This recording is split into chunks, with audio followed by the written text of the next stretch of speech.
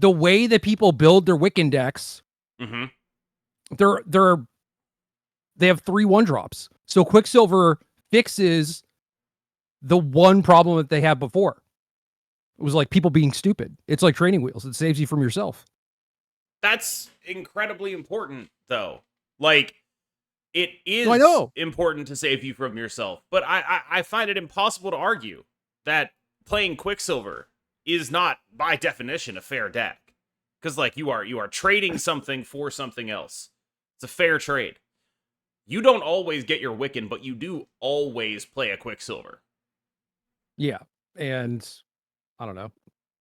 In theory, that makes you draw the Wiccan less, but not really, because you'd have to have a 1 anyway. And I mean, it does mathematically make you draw the Wiccan less. Like, that is absolutely true.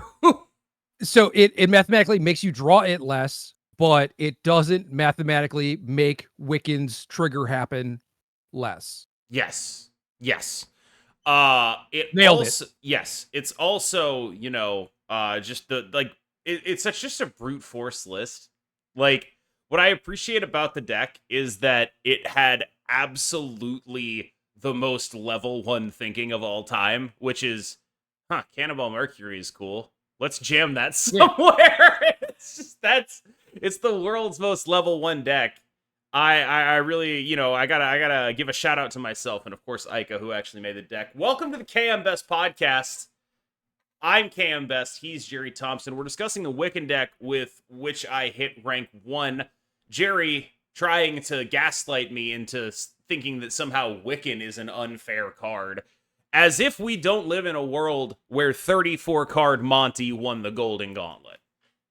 Listen, if Wiccan said steal an energy from your opponent, yeah, that's ethical. That's less ethical. You've made it more of a war criminal. Yeah, but stealing is cool. I feel like your system of ethics is quite different from many others. Doing nothing and generating wealth, not cool. Okay. Stealing from the rich, definitely cool. I think if Wiccan was explicitly stealing from the rich, you'd have an argument here. But what Wiccan's doing in this analogy would be stealing from your peers, which is terrible. Yeah, but if I get paired up to someone who's higher ranked than me. Right. Okay, so Wiccan's new condition should be steal energy, but only if you're playing against someone higher ranked than you. Yeah, and then I will then go back down to my peers and redistribute those cubes, as I often do. Correct. And we all know the exchange rate. Everyone who's been listening knows the exchange rate, 50-80. Like, that's just how it goes. But that's how it goes. I kind of wanted to start with 34 card Monty, which I think is going to engender a massive, like, probably in a community known for overreacting to things. I expect overreactions on a level we may have not seen before, because people look at this and they're like, oh, it's so broken. I will be 100% honest with you. I'm not fully convinced the deck is good so much as it's week 1. Nobody's figured out how to best use every other card. Arishem's always good in week 1. I have this sneaking suspicion that at least one of those big cards is not supposed to be there. I don't think that's true, if only because the only reason the deck works is because Thanos companions himself to your hand. Like, yeah, I'm more so talking about probably Agamotto. Sure, but like, I think those ones are also probably pretty good, because Agamotto, it's like, okay, if I do draw him, yeah, I have a 5/10 that I play the turn before Thanos. I love a 5/10. I love a 5/10 if I draw Agamotto. And then, if I draw the thing that summons him, I have a 5/13 to play on 4, right? Like, so it's effectively, that's literally just it for Agamotto. That's the whole, like, argument for him, is that he's technically 2 cards that can be a 5x on 4. Fair. I mean, you also get the added benefit of drawing that guy less. Yep. Like, if you draw Temporal Manipulation, chances are you probably haven't drawn Agamotto yet. So that is excellent. It makes manipulation so much better. Someone should clip that out of context and do like a Gerry Thompson male manipulator kind of like edit. I think that would be a good gag. I don't know. Like, the deck to me is wholly predicated on, okay, check it out. I have this extra energy, and the fact that I have a Thanos that always starts in hand. It turns out Companion Hulk is actually, like, kind of busted. Like, that's... Yeah, not bad. That's actually what this is. It's just a Hulk with Companion in a deck that cheats energy, and very specifically, like, has a downside of you're gonna have to make some unoptimal plays. Well, at least you know that one of those plays is gonna be a Hulk on turn 5. And it's like, you know what? That's good enough, because then on turn 6, you have whatever random BS you want to do. Do you want to do Shang-Chi Juggernaut? Do you want to, like, Legion a location that screws everyone over? What's the thing you're going to do? How are you going to rug pull this game? Do you want to Quake a bar with no name? You're going to rug pull somehow. That's what the deck does. But it is all down to the interaction between Thanos and Arishem, i.e. Hulk that starts in your hand that you play on turn 5. If Thanos had text and he said you can't play this before turn 6, this deck would not work. Yeah, I feel like you would have to do something to Time Stone then too, but sure. That would, I mean, if they did both of those things, like did not change Time Stone and also added that text, that'd be really weird. Really weird. Okay, check it. Check it. Thanos Companion 412, but can only play has that text. You can only play it on 6. Time Stone lets you play it earlier. Get it? Like a Time Stone? I get it. I do get it. Yep. Yeah. Time Stone. It's stone that affects time, you see. Yes. Oh, okay. I didn't get it before, but now I do think. It affects time, and in this way it would be affecting time, you see. As it turns out, explaining the joke helps a lot. So yeah, I think explaining the joke usually makes it funnier. Yeah. No, I mean, I think the more you explain the joke, the way I think about it is like making the joke worse sort of drives you into a trench, right? But the further into that trench you go, eventually you emerge on the other side of the earth, and it's really funny again. Unfortunately, most people give up while they're halfway through the trench. You know? Yeah, I've seen that meme before. Yeah, it's the Levine trench, but different. Yeah, the dude mining underground, you know? Oh, yes, of course. I thought you were referring to the famous Levine trench. Interestingly, people tend to give up when they're in that, too, for totally different reasons. They never make it out. But I do think that, like, the core of my humor is latching onto something that is, like, semi-funny, repeating it until it's not funny, and then trying to get it to loop back around. It's so bad in the meantime when you're just like, the callback, and everyone's like, God, we hate you, KM, and then they stop hanging out with you. Yeah, and you never even get to spend enough time with those people to bring it all back around and make it funny again. Right. The problem is I keep going town to town, and before I can perfect my jester act, they run me out of town with pitchforks and tomatoes. Like, that is roughly the issue that I keep running into, is a hail of tomatoes. Tomatoes are not cheap. Yeah, I mean, I guess it's it's one of those things. What is it that Eric Adams says? Mayor of New York. I let my haters become my waiters at the table of success, I say, as people chuck tomatoes at my face. You aren't familiar with that? Eric Adams is, bar none, the funniest politician in America.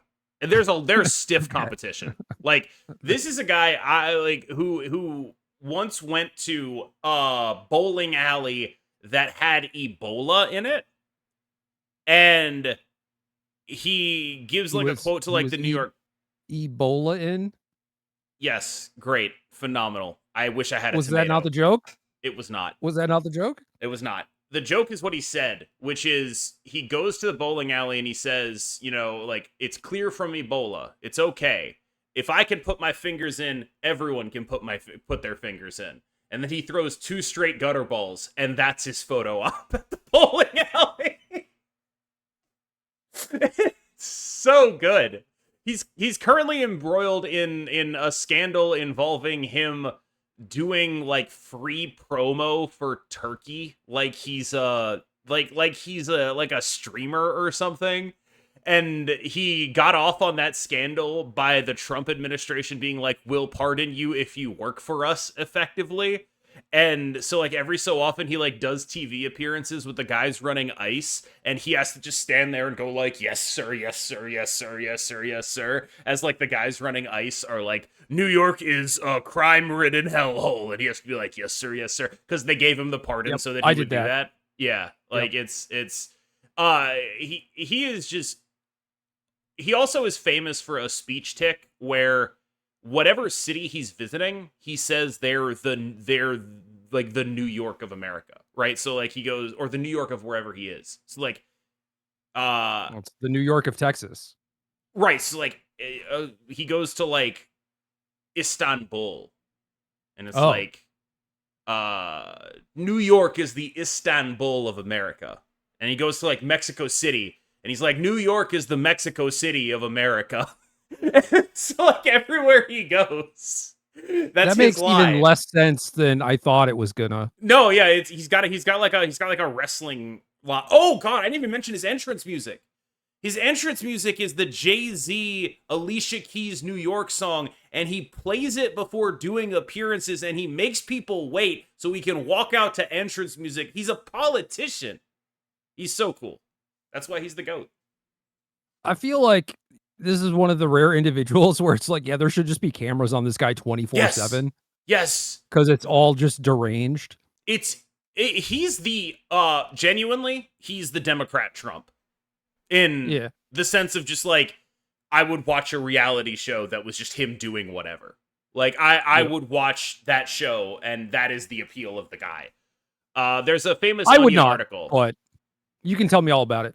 There's a famous Onion article where it's like, outgoing mayor of New York. Well, not so easy to find a mayor that's not a piece of shit, isn't it?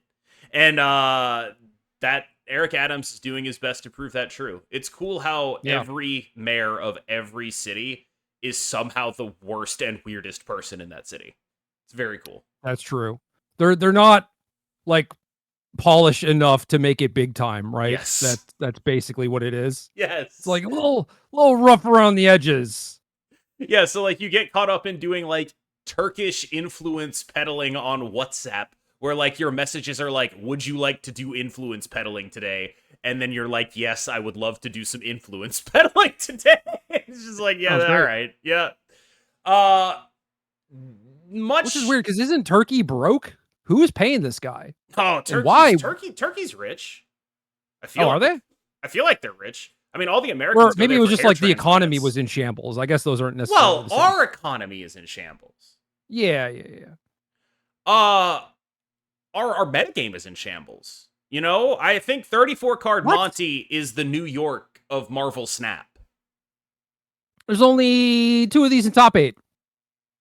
Yeah, right? No, I mean it's actually fine. Like I'm doing a gag here. I actually think the deck is fine to exist. It's just this is gonna be the world's loudest overreaction cycle to a single tournament that I think we've ever had. It's gonna be so annoying because the same people that were correctly assessing that Derek's bounce deck was not very good are gonna turn around and look at this and be like, I can't believe this is the best deck in Snap right now. And frankly, it's not. It's just like a deck. Did the people who determined that the bounce deck was not good fail to play it well? Because that would be my guess. It's entirely possible. I think it's more just like the bounce deck isn't that good. Derek is that good. He actually tried to bring bounce again this time. Worst decision, for the record. Which he fully acknowledged. He was like, yeah, this is the worst decision, but I'm doing it anyway. Last time the metagame sort of made sense for it. This time it absolutely did not. Well, 2 of these, 75 card piles, however big they are, 2 more Thanoses, but like different Thanoses. And all the decks are pretty different. I guess there's maybe a lot of surges. But I don't know. is a lot to be said for this metagame, because the experience of playing against ongoing Thanos and 34 card Monty, completely different things, right? And if I understand the top 8 correctly, it was 2 different types of Thanos, 2 different 34 card Monty deck lists, and then the Rabbit Sweet Ronin Wiccan deck list, which I think is the big brother of normal Supergiant. The Honifer version of the Agamotto wolf list. And then it was, if I'm not mistaken, and I very much, oh, you disappear. Fuck. I'm still here. What was this? Sauron? Can you hear me? Yeah, I can hear you. I just, like, I fucked up the thing. Killed me again. And the other decks were Sauron and like a basically Seraless Serra deck, where the energy cheat was all located on Zabu and Surge and Loki, and instead of being located on Serra, but other than that, it's basically a Serra deck.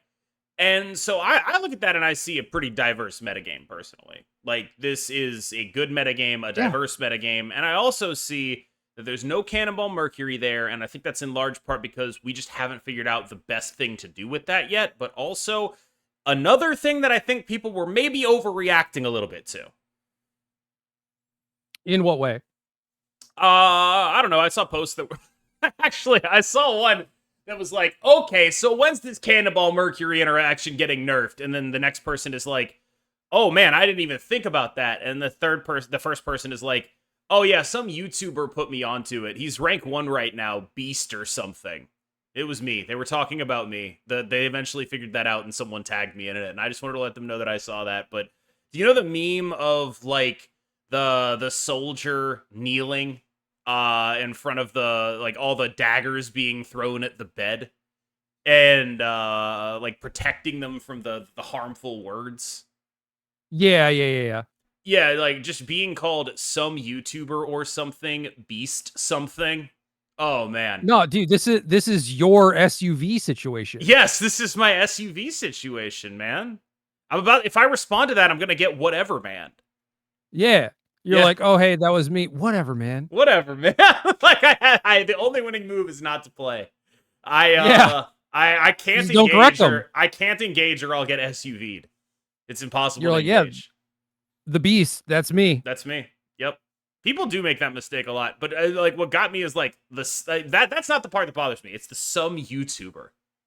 That's being described as some YouTuber.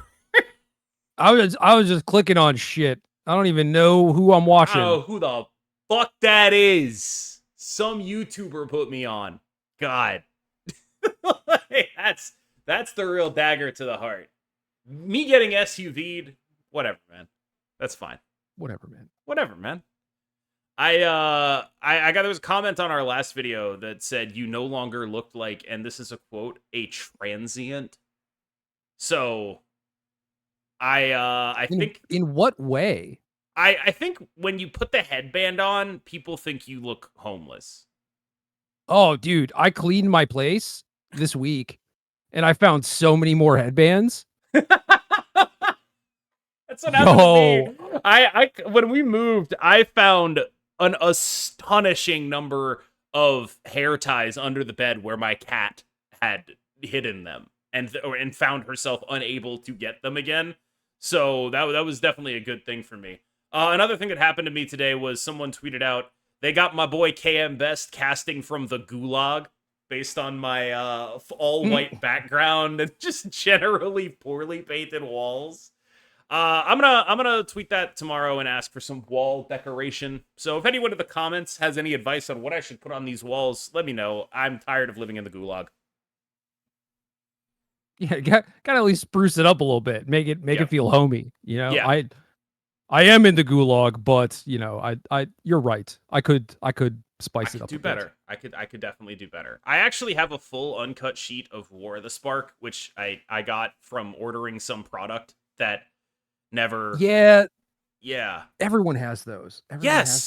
Everyone has those because we ordered what I think was like the proto version of a secret lair drop, where it was like, oh, and they biffed it. Yes, if you order it, That's it's like the why. resale value's insane, right? Like the whole point was you buy one for the resale value, just like immediately triple if you got it. And they Yeah. totally blew it, and everyone who didn't get theirs got a sheet of War of the Spark, and that's why everyone has them.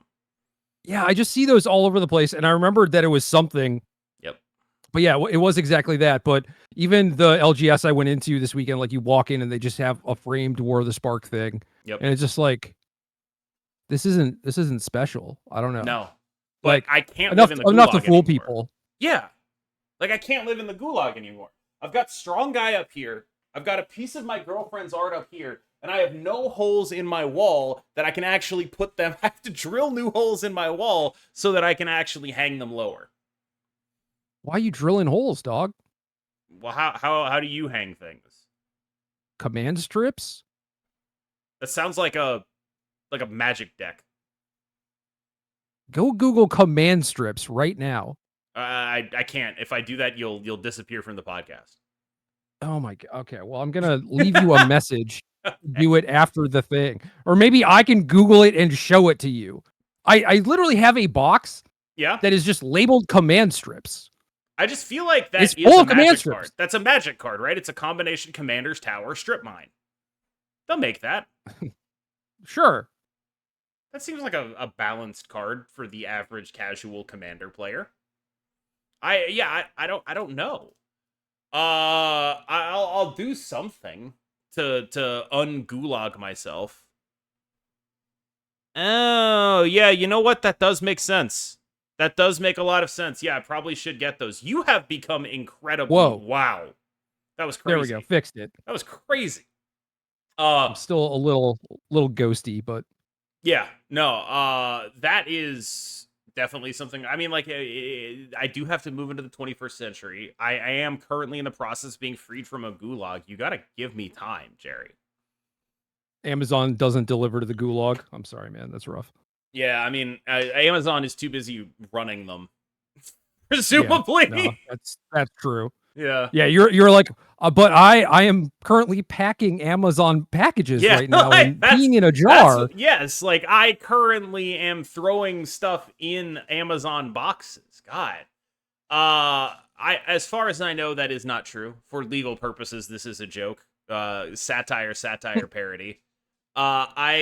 As far as I am aware, Amazon does not currently run gulags, nor do they have publicly acknowledged plans to run gulags. But people were peeing in jars, though. That was true. Yeah, but like I know dudes that would do that for free. I know dudes that do that for video games. Like, that's like, oh yeah, you're peeing in jars for your job. I pee in jars for my WoW raid. All right. Yeah. We are not the same. Yeah. I thought I was a good friend for getting Cho like just giving him one of my dispos so that he didn't have to go outside and smoke cigarettes when he was raiding. But yeah, maybe I should have just gotten him a jar. What's a dispo? A vape, sorry. Oh my god, it's short for disposable vape? Oh, Jesus Christ. I also thought that was a magic card. Like dispo, like DYSPO. That's definitely like a Final Fantasy character, right? No, that's not. It's not? Okay. No. Oh, my bad. It could be, though. I feel like it very easily could be. I think it sounds more like a spell. You know? Not from like one of the earlier games, but one of the middle titles. Sure. It's like some Final Fantasy like 5 shit. I'll be honest, I'm not actually a big Final Fantasy fan. The majority of my experience in Final Fantasy was okay. Final Fantasy Tactics, goated, amazing, the greatest game ever made. And then every other Final Fantasy I tried to play, I was like, I don't really fuck with this. Like, I don't really know why. It just here's a question. Grab me. Here's a question. What is the first video game you ever played? Pokemon. And enjoyed. Pokemon Blue. That's crazy. How do you like Pokemon Blue and not like Final Fantasy? Like they're both turn-based RPGs. Like I imagine there's a lot of overlap there.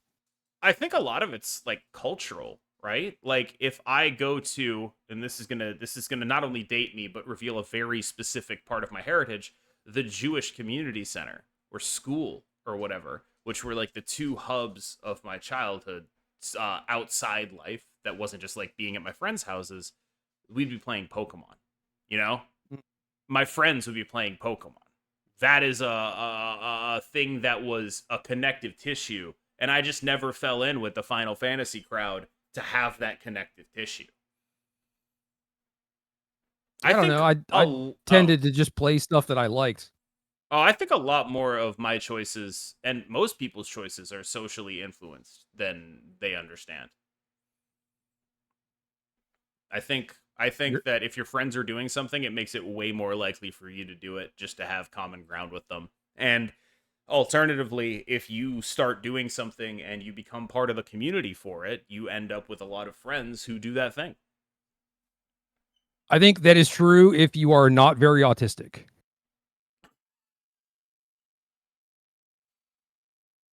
But as a person who has hyper specialized special interests and very few friends, and certainly very few friends that share my special interests, and certainly very few friends who want to hear me, just info dump about the special interest, I just kind of do stuff on my own. This is, yeah, okay, you say you don't have people who want to hear you info dump about the special interest, right? Look, games are different. And I would even wager that for this podcast specifically, people would rather have someone else other than me. So I don't actually think that's true. I think people listen to this because they're fans of you. I also think that you keep turning down the Gerry-sode, which would be you info dumping about your special interests. Yeah, but that's kind of why though, is because I don't know. I feel like that episode is going to get half as many views. Who gives a shit? Well, I'm not saying like that is the end thing that I care about. You just cut me off. Okay. So it is just going to be another thing that makes it apparent that no one wants to listen to the shit, which is a thing that I've gone through my entire life and I've been conditioned to not do, basically. If I like a thing, gotcha. I'm probably not going to tell a goddamn person. Okay. Until someone else brings it up. Here's what I'm going to tell you. First of all, the views on this podcast mean absolutely nothing to me. I'm not talking about total views. I'm talking about the number comparable to previous average. Sure. As an indicator of something else. Right. Not about like, oh, it's got 1,000 views and therefore we're failure. No, who cares? Well, here's what I'll say. I think I made the best piece of content of my life when I did that video with Regis Kilbin comparing NBA players and Snap players. That's the best video I've ever done. No joke. It got the lowest views of anything, but it's still the best video I've ever done. The value of something like this is not determined by that. Like, it's just simply not determined by, like, oh, people just aren't interested in whatever. It's not about reaching everyone. It's about the people that are interested feel more invested in you. What you're talking about is the exact opposite of the thing that I'm describing, because what you're talking about is like, I created high art with this basketball video. It's the greatest thing ever. Right? It's amazing. And the Gerry episode where I am just info dumping is the opposite of that. It's not. It is not going to be a good episode. It is just going to be the ramblings of someone who is on the spectrum about whatever. Okay. So, which is different from the normal podcast in what large way? Well, this I am mostly just reacting to things that you say. Which is why I want to do the Gerry-sode. I want to invert the dynamic. Which is why I don't. I want to make myself your court jester. I want to live in your basement where you only let me out for Memorial Day 2 hours a day. I currently live in a basement. Unfortunately, my basement does not have a basement. We will dig a basement for your basement. At that point, you would just probably call it the ground floor or something, you know? I will live in your ground zero, Gerry. I will live there. That's right. I will. Scale of 1 to 10, Merlin. Oh, that card's really strong. I would say an 8 or a 9. Yeah.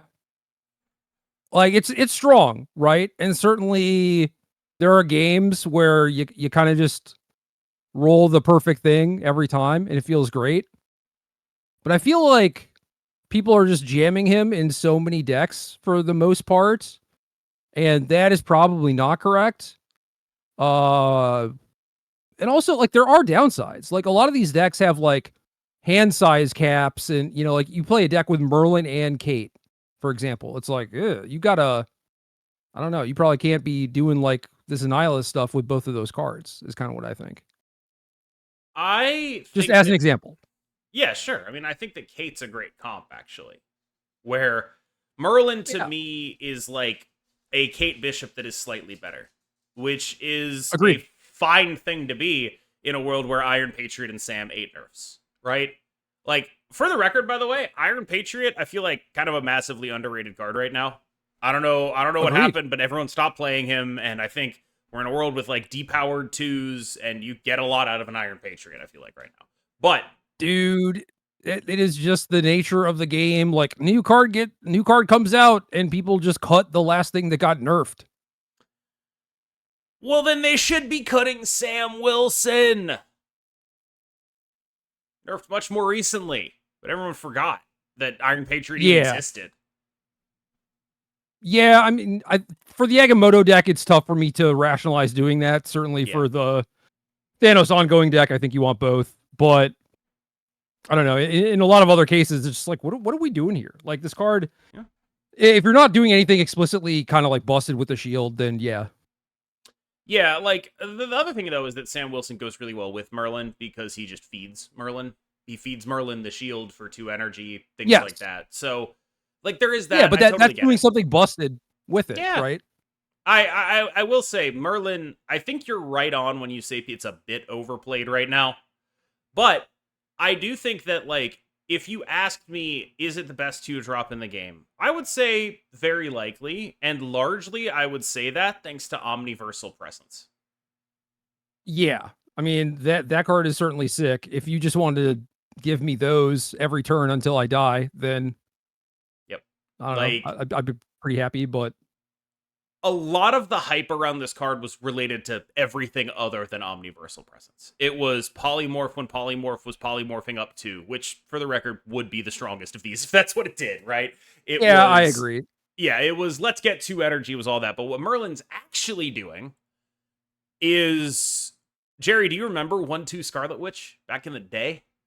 Oh my god, yes! Yes! I play the card in every deck! Making those! It makes those! It's a factory of 1/2 Scarlet Witch! And that's enough. That's enough for it to just be a really good 2. Maybe the best in the game. When we were talking about location control a while back, I almost brought that up. I think, maybe it was just talking about Reality Stone in general, but then also talking about the location control stuff in general. And maybe we got sidetracked with Nocturne. That doesn't really sound like us, but who knows? We would never get sidetracked on the podcast. No, absolutely not.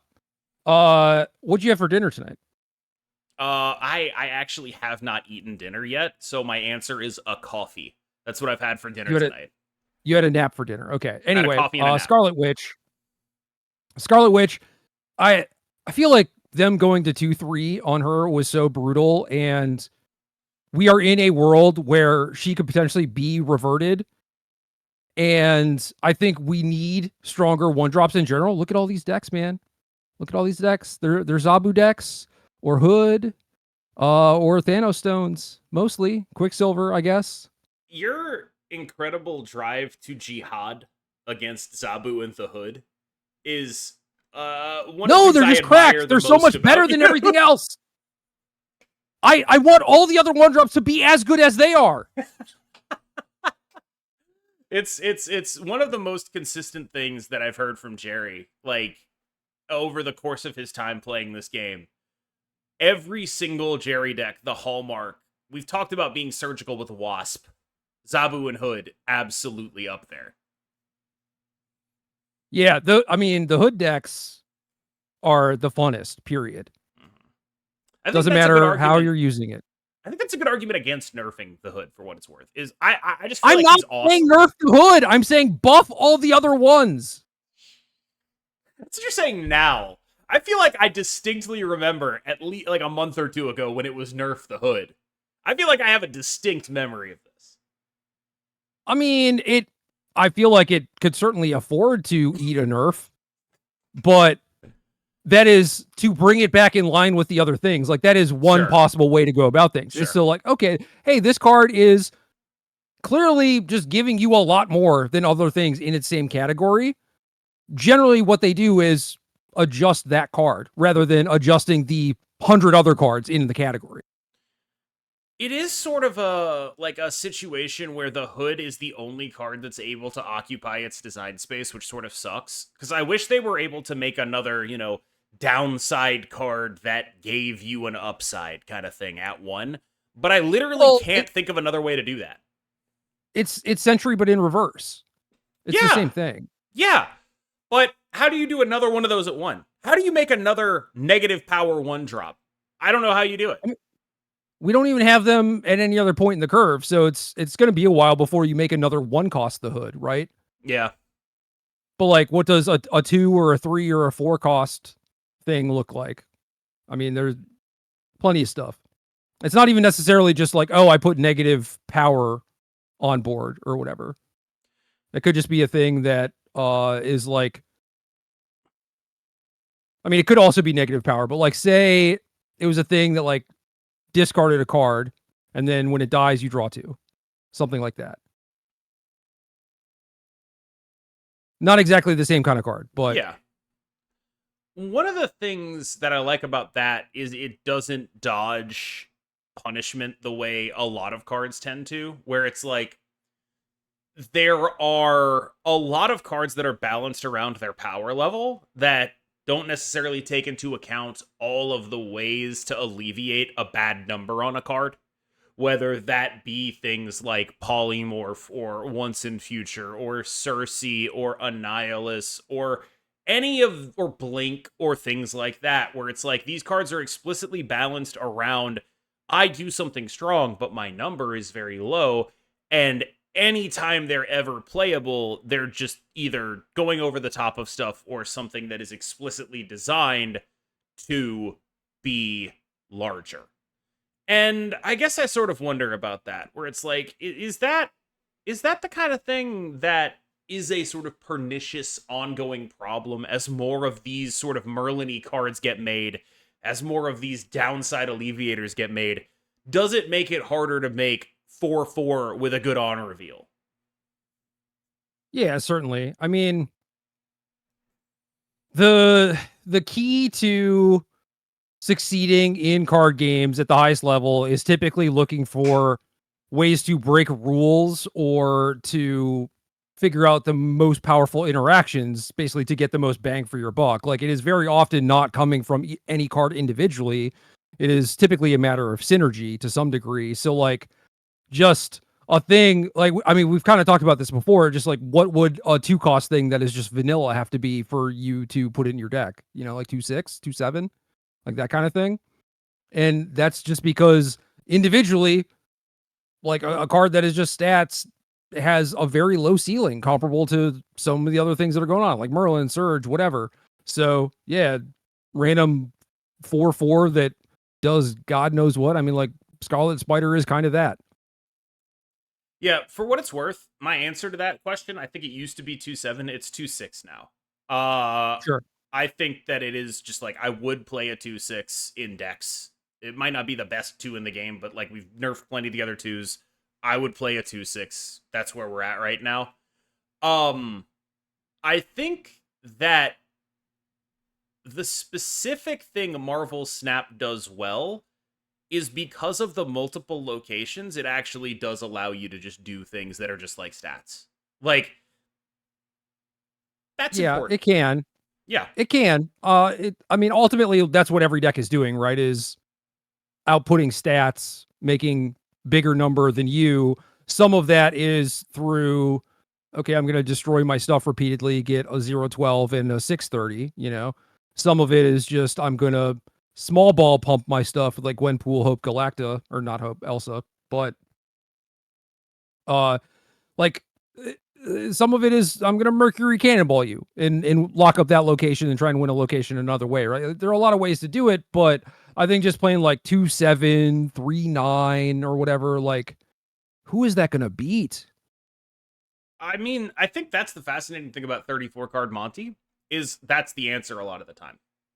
Like, But they get an extra energy. That's different. Yeah. That's like playing a 1/7. Sure, but like, like the answer is 34 card Monty legitimately struggles with a deck that just outputs points consistently. Like, if you've ever played Surtur against 34 card Monty, you just go like 310, 410, 510 Scar, and they're dead. Like, they just don't have anything for that. Like, it's just a really remarkable situation. They just have absolutely nothing for that. They can't Shang every lane. And they're playing, like, it's cool. They're playing a 6/12 on turn 5, but, like, so are you. And so you're just staring at each other, and one of you has a 1/12 in hand, and the other one has 7 energy, and usually the 1/12 wins out. And I think that's the remarkable thing about 34 card Monty, and part of why it succeeded so well in this metagame is, like, it gets worse the more figured out other people's decks are. The more consistent other people's decks are. The more solid their output is. The worse 34 card Monty gets, because it's good for one stupid thing a game, but it's not necessarily going to be able to handle consistent pressure. Well, it also means that you can't really be playing in a metagame where your opponents require some amount of interaction. Yeah. Right? So, like, yeah. Say that, like, negative is super big or something, and it's like, oh, I really want to play a deck where I can consistently draw Mobius, and you just can't play this Arishem mess into that because they're gonna outpoint you every game. And what are the odds that you get your Mobius or your Gend Mobius? It's just super low. And the same can be said for, like, even the cards that they're playing, like Shang Enchantress, Shadow King, or whatever. It's like you have them so you're not drawing dead, but if you don't draw them, then you're back to drawing dead again. Yeah, like the more there is a coherent metagame full of plan A powerful decks that require answers, the more unplayable 34 card Monty gets. Yeah, so if you hate this deck and you want to see it disappear, just play stuff that does numbers and you will beat them pretty consistently. Obviously, some games they're gonna have a Gen Shang or whatever, and you're gonna feel bad about it, but forget about that one. That's the one time, right? Yeah. Put a Cassandra Nova in your Wiccan deck. It's a 30 power card. Yeah. Also, if you are doing that, I don't know, for some reason this did not seem to catch on until way later, at least playing in kind of like Dumpster Infinite or whatever, but like people would just like turn 3 Nova against me if I was playing Arishem and stuff. And it's just like, you can just hold that till the last turn. I think your 320 is going to still be okay, It is the downside of Cassandra Nova in a Wiccan deck is sometimes you're just priced into playing it early. Yes. In Wiccan specifically, I mean, you can, if you don't have Wiccan in your hand or whatever, then you make a judgment call. But if you do have Wiccan in your hand, I think that's fine too. I think the other thing is, like, when you have something that demands an answer like that, when you have the thing that's like, okay, you're going to Shang this on the last turn of the game, you know where 4 of their energy is going. And if it's not going there, well, then you're winning that lane. And that's a really freeing thing. Even, like, I do agree that a lot of the time it's just better to not show them a Cassandra Nova if you can avoid it. But if you want to, say, play around Goliath, or your hand is just full of expensive stuff and you're not going to play it on the final turn anyway because you have, like, an Ajax and some other shit you got to play, like, it's totally fine to just run that out there. Just make sure you approach the thought process of, like, okay, what if they do Shang-Chi this? Am I able to play in a way that wins me that lane through a Shang-Chi? Is that a thing I want to do? Or alternatively, am I able to play in a way that puts me into these other lanes in a way that beats the other 3 energy they have? You're almost always going to be able to do it. Yeah, I think mostly what I'm speaking to is just be a little bit more thoughtful about it. Not just like, oh, I want to, like, shrink their random crappy cards that they're drawing and get the value out of it. It's like, no, the value, I think, is mostly in the surprise factor, right? Like, being able to play a 320 and potentially do some other stuff. Like, they're typically not going to be able to play around that sort of thing. But when you have the 330 sitting there the entire time, they either are like, well, I'm just going to Shang this on the last turn, or they're just going to ignore that location. Or, and I think this is the actual risk of the 330, they're going to retreat, where you would otherwise get that cube double on the final turn. Yeah. I will say, especially now when Nova is not in a lot of decks, Yes. I think that there is a decent amount of equity to be gained, and certainly like cube equity too, if you're talking about like snapping on turn 3, because what are they going to retreat to? You know, they're just like, what could they have? And then it's like, oh yeah, that card. When we talk about like consistent point output beating 34 card Monty, a 325 and literally other cards, that counts as consistent point output. Like that totally counts. Like a 325 and the worst curve of all time. Quicksilver Domino 325. That's consistent point output. Yeah, you beat them. I mean, you need 4 things that are big enough, I guess, but yep. Like it is a deck that I think, and this is why I mentioned the overreaction earlier, where it's like, I went on Twitter and I saw people are like, this is the exact thing that's wrong with Marvel Snap. A good deck that technically has a downside, but doesn't actually have a downside. Meta net deckers. Right? And I could not disagree more, because the deck is like the most beatable deck on Earth. Just curve out. You're going to be fine. Like, yeah, you'll get scammed sometimes. That happens, but just curve out. It's chill. Very beatable. Also, your experience against them differs every single game you play, minus the Thanos stuff, right? Yeah. But you get a little bit of variability in your gameplay. It's like you could play against stuff like Move Bounce and be like, oh, this is so similar. They just always play a Human Torch that's 50 power or whatever. Okay, you don't want to play against the same thing. You don't want to play against different stuff. What do you want to play against? How did you get into my brain there? Like, that's a real... Yeah, that's exactly what my inner monologue sounds like when I play against Move Bounce. Yeah. It's exactly that. That monotonous, crushing despair of seeing that Aranya, Ghost Spider, and Iron Fist Human Torch early into, like, picking up 3 of them. Oh, wow. You made a 48 power Human Torch. That's so cool. You're so smart. And then, I mean, you're not complaining about the Arishem decks necessarily. And I'm just like, oh, they beat me with a bunch of different cards this time. Like, that sucked. Nah. I've never really been an Arishem complainer, to be fair. Like, I've always I know, that's what I'm saying. Yeah, like, I've always been, like, a little bit tolerant of what he brings to the game, which is to say, like, yeah, I think he probably shouldn't be the best deck. I'm glad they made it so he can't generate cards that you run, so you're not getting double Shang-Chi'd. All of that makes sense. I'm chill. I'm with it. What I will say is that I kind of think he's basically a fair deck. And just winning one tournament is not evidence of a deck being broken. It's just a good deck. It's one of many decks that could have won this tournament. And things worked out well for them today. Roram's a really good player. And that's a very, like, reasonable thing to happen. But I think people are going to act like this is some sort of unbeatable meta tyrant. When, like, I'm going to be honest with you, I'm not even sure it's good if people pay the slightest amount of attention to it. Yeah. Like, I just don't know playing that it's Cassandra actually, Nova. Yeah, like, I just don't know that it's actually good if people bother to play a Cassandra Nova at all. If they care enough, they should, but if they don't, then they should maybe be quiet. Well, it's the gamer conundrum, right? Like, the actual correct thing to do is to not play Cassandra and then whine when you lose to this. That's how you maximize your value. It is the most complaint equity you could possibly get, yes. So yeah, just like absolutely throwing your matchup. Like, it's just like, it's like whatever boring ass curve out deck you're playing right now.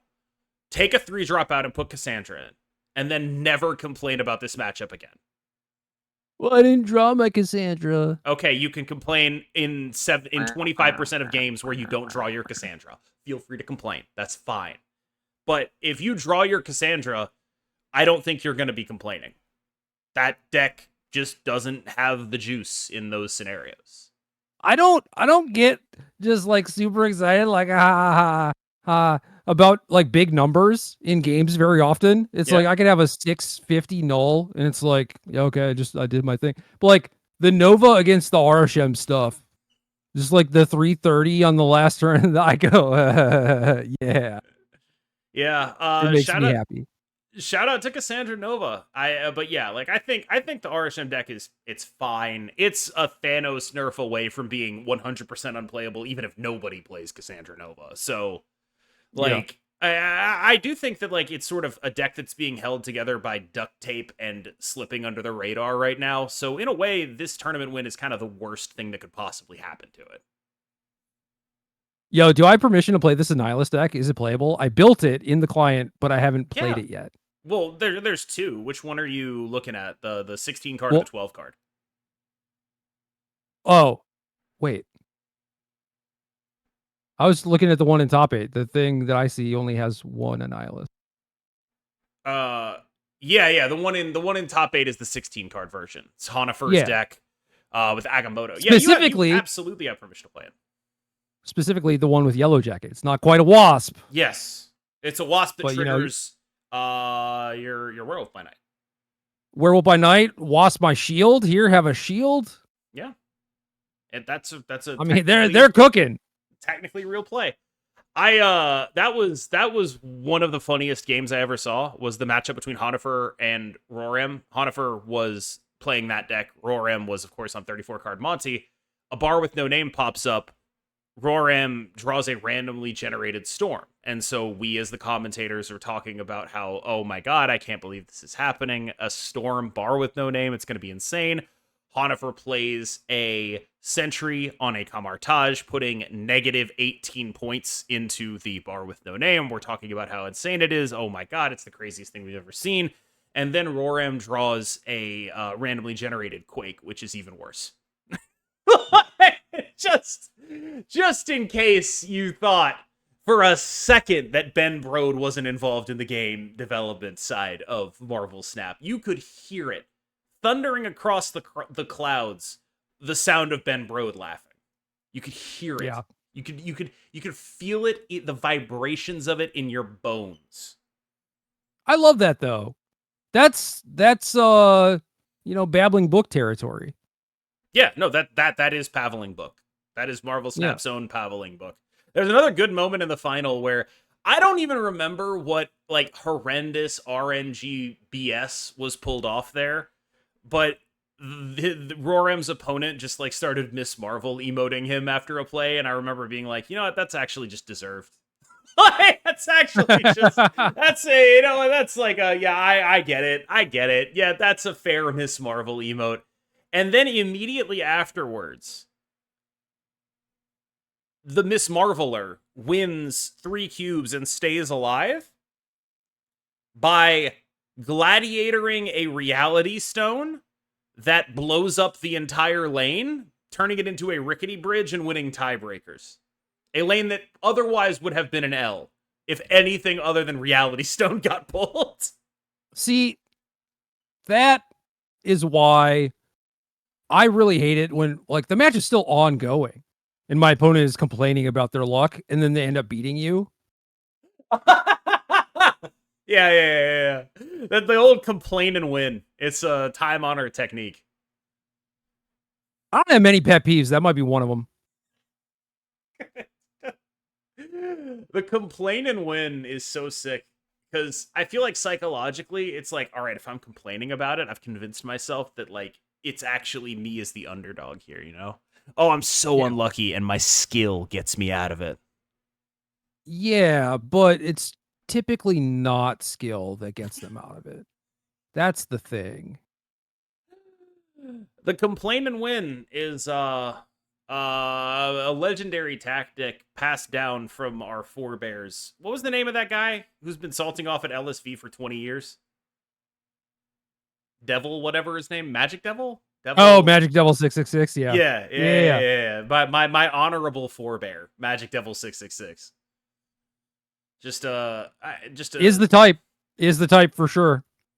It's a really impressive legacy. Has anyone? I haven't asked you this recently. What's the current Magic drama? Has anyone been cheating? Anything cool? Noah Rabine continues to get staffed at events as a judge.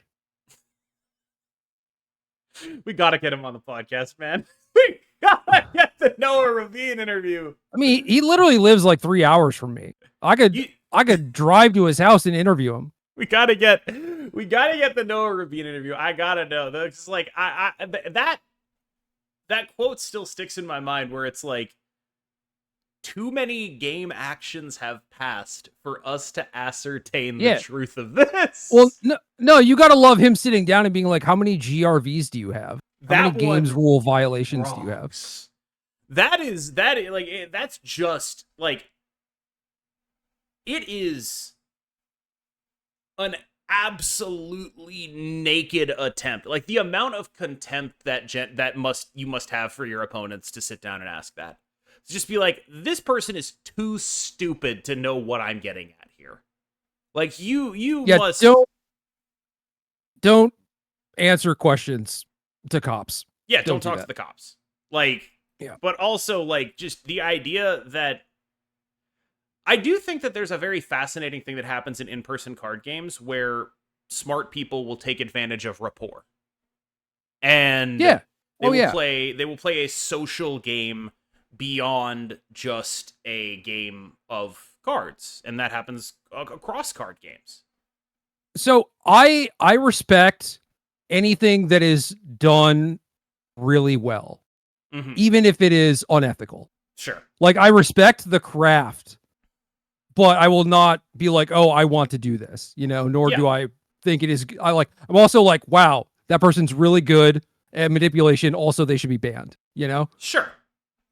Anyway, the rapport thing where it's just like, haha, we're having such a fun match. We're just joking back and forth. And you catch them slipping, basically.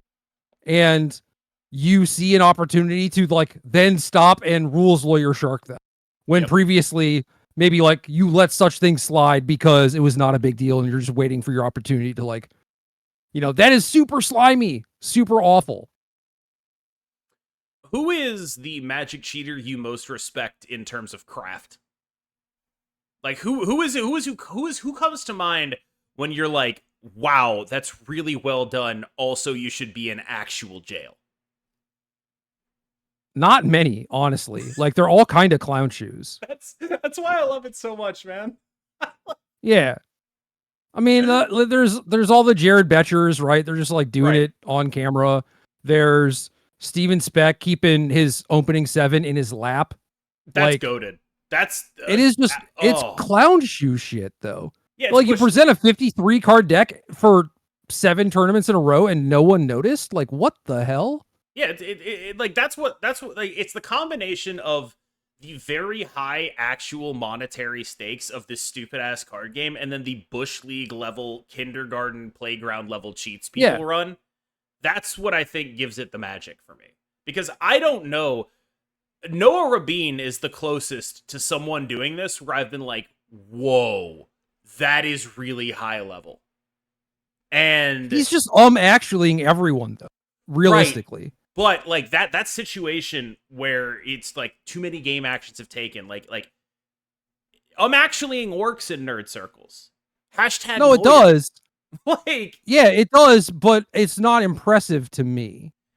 I find it a little bit impressive in the sense of, like, I think it demonstrates because, like, I gotta tell you, as a human being, I don't think I'd be able to do that to someone. Like, I don't think I'd be able to do that to someone. I can understand cheating in a game.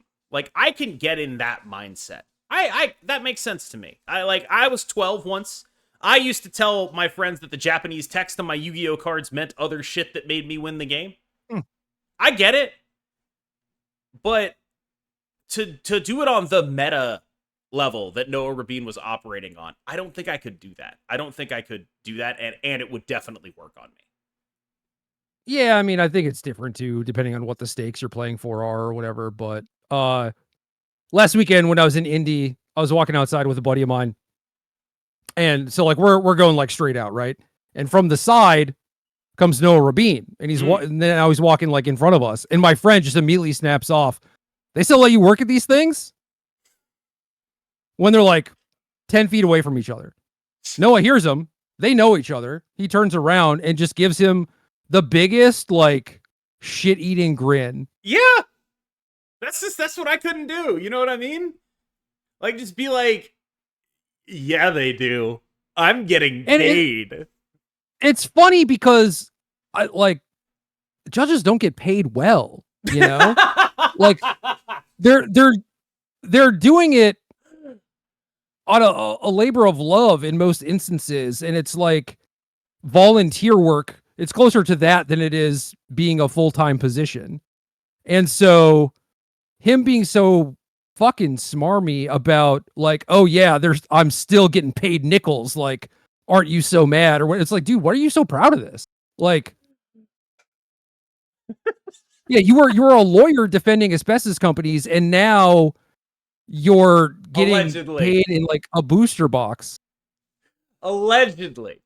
No, that was what the company you worked for did. Yeah, but like not everyone who works for a company works for like I don't want to get sued, Jerry. No, I live in fear of Noah Rabine's legal prowess. Yeah, no, that's fair. That's fair. Apparently, he's not practicing law anymore. I talked about how I wanted to like drive over to Roanoke and like see the man in action. Yeah. Apparently, he's just not doing law. That's the rumor currently. I mean, that unfortunately a damn shame. Well, I mean, unfortunately, that probably it's like LeBron retiring. Based on every lawyer I know, that actually probably makes him like a top percentile smart lawyer. It's like stopping doing this. Like, I think that actually like puts him in an upper echelon of the percentile. You know that it's not for moral reasons, though. You know. No, but it is like there's not a lot left for me here. Like that's what I think. I think a lot of lawyers end up at that conclusion. He's just like, I've safely suspended every asbestos company and also every higher level upper management person who has been accused of sexual harassment. So my job here is done. I'm going to apply my legal eagle mind to my true passion, sharking people at the Pro Tour. Yeah. I mean, on that. Well, he has failed to do that. Sure, but like this is what I mean when I say I like he's the one I respect the game with him. I do. Like it's in the same way where it's like you talk about like I don't see the master plan though.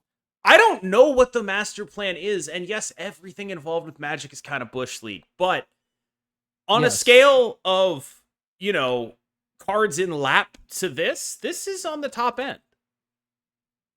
Yeah. Like I don't know. Like, I imagine my headcanon is that there are plenty of cheaters out there, maybe Maximilian Brocht, who you know, I can't remember if he was like stacking his opening hand or shuffle cheating his opponent. I think he was shuffle cheating his opponent, but it's like I just tell myself that we don't have that many stories about that person. Yeah. So they had to have been really good, you know? Well, here's the thing. I think that the way I view how much I should respect your cheating technique is how respectful or how valuable it is outside of that context, which is to say, if what you're doing is magic, like, ooh, I'm on stage wearing a tuxedo, pulling cards out of stuff, if that is your cheating methodology, I have no respect for you. Whereas Noah Rabine's cheating methodology is actually a skill set that works in the real world. That is how I feel about it. We go from little kid to stage magician to actual lawyer. And I think that's why I put him on that end of like, I respect the game, because I know that's a skill set that can be used other places. I'm very curious now what Maximilian Brocht is up to. I gotta tell you, that's one of the coolest names I've ever heard. That's He's like German, though. I don't care. Wait, what do you mean by what? Elaborate. A lot of Germans have silly names. I feel like that's a cool name, and the average German name I feel like is not cool. But like, you know, people have this obsession with like German magic cards. For example, like Go to Damarong is Armageddon or whatever. It's just like, oh, it's a funny name. Sure. That's what you sound like right now. You're like, I saw a German magic card for the first time. I mean, I just think that's a cool name. I just think it is. I think that's true. Also, I didn't know that about German magic cards. Yeah, I'll try and think of some other good ones. Yeah, that is nice. Wait, what's Juggernaut in German? Kai Buddha. Great job, but what Got is him. actually? well done. Much respect to the GOAT. Who is actually your Googling? GOAT, by the way? Because I said it was Paulo, and I don't know if that's a real good take, but I think it is. It's a pretty good take. I think that Paulo is like very, very skilled. I think John wins it for being naturally gifted. And Paulo is very close to that in that he could just show up to Pro Tours like the week before like you'd show up and be like, okay, what cards are legal? You know, like just knowing nothing. Like he has not paid a cent of attention since the last Pro Tour, right? And then he would like top 8. Yeah. But I did always get the feeling that he was like way, way better the more he had practiced. And I'm sure that's the case with a lot of people or whatever, but I think that he is very close on just like raw talent. And the fact that he was like just annihilating things at, 14. What always strikes me about Paulo is that he's established a comparable resume with the other GOATs while playing in a region that gets like basically 1 GP a year. Like that, Yeah. It just makes me wonder, like, if Paulo was American, he'd probably just have like double the opportunities and double the titles, is sort of how I feel about it. And so that was a pretty common sentiment. So yeah, like that's sort of the argument for Paulo. But I mean, if you're looking at sustained dominance and also like coming back to the game and being amazing at it still, even in a new era, like Kai is kind of that guy. Like if you look at both Kai and John's returns to the Pro Tour, I feel like Kai's was notably more successful. John got a top 8 with Storm, I want to say. Huh? John had a top 16. Okay. But he just like showed up to a limited PT in Kuala Lumpur and exoed, Yeah, sounds like a thing that would happen. Is German Juggernaut just Juggernaut? That is kind of what I was getting at. Oh god. Yeah. That's awesome. I'm into that, yeah. But yeah, like my argument, I've always been a bit of a simp for the South American players. I just feel like they got a raw deal, and the ones that have the resumes they do so in spite of Magic's lack of attention paid to that region rather than All right, I got a good one for you. Oh, Jesus Christ. Okay, that does rock though. Worm Spiral Machine? It's actually probably Worm Spiral Machine. Yeah, Worm Coil Engine. Yeah, exactly. Yeah. Well, for the people who are not you. Oh, well, those people don't matter. Their name's not on the podcast. Who cares? They're an hour into this at this point. Wait, my name's not on the podcast. Yes, it is. Oh. Your name is on the podcast. I did a riff on your podcast. That's the whole joke with the title, is that you're the guy who's in this podcast. Oh, God, I almost had a heart attack. The 4th entry for Maximilian Brocht was WSOP.com. That was the first thing I saw. I'm just like, oh no. Oh no. Oh no. Don't tell me this guy is just like a gajillionaire. Yeah.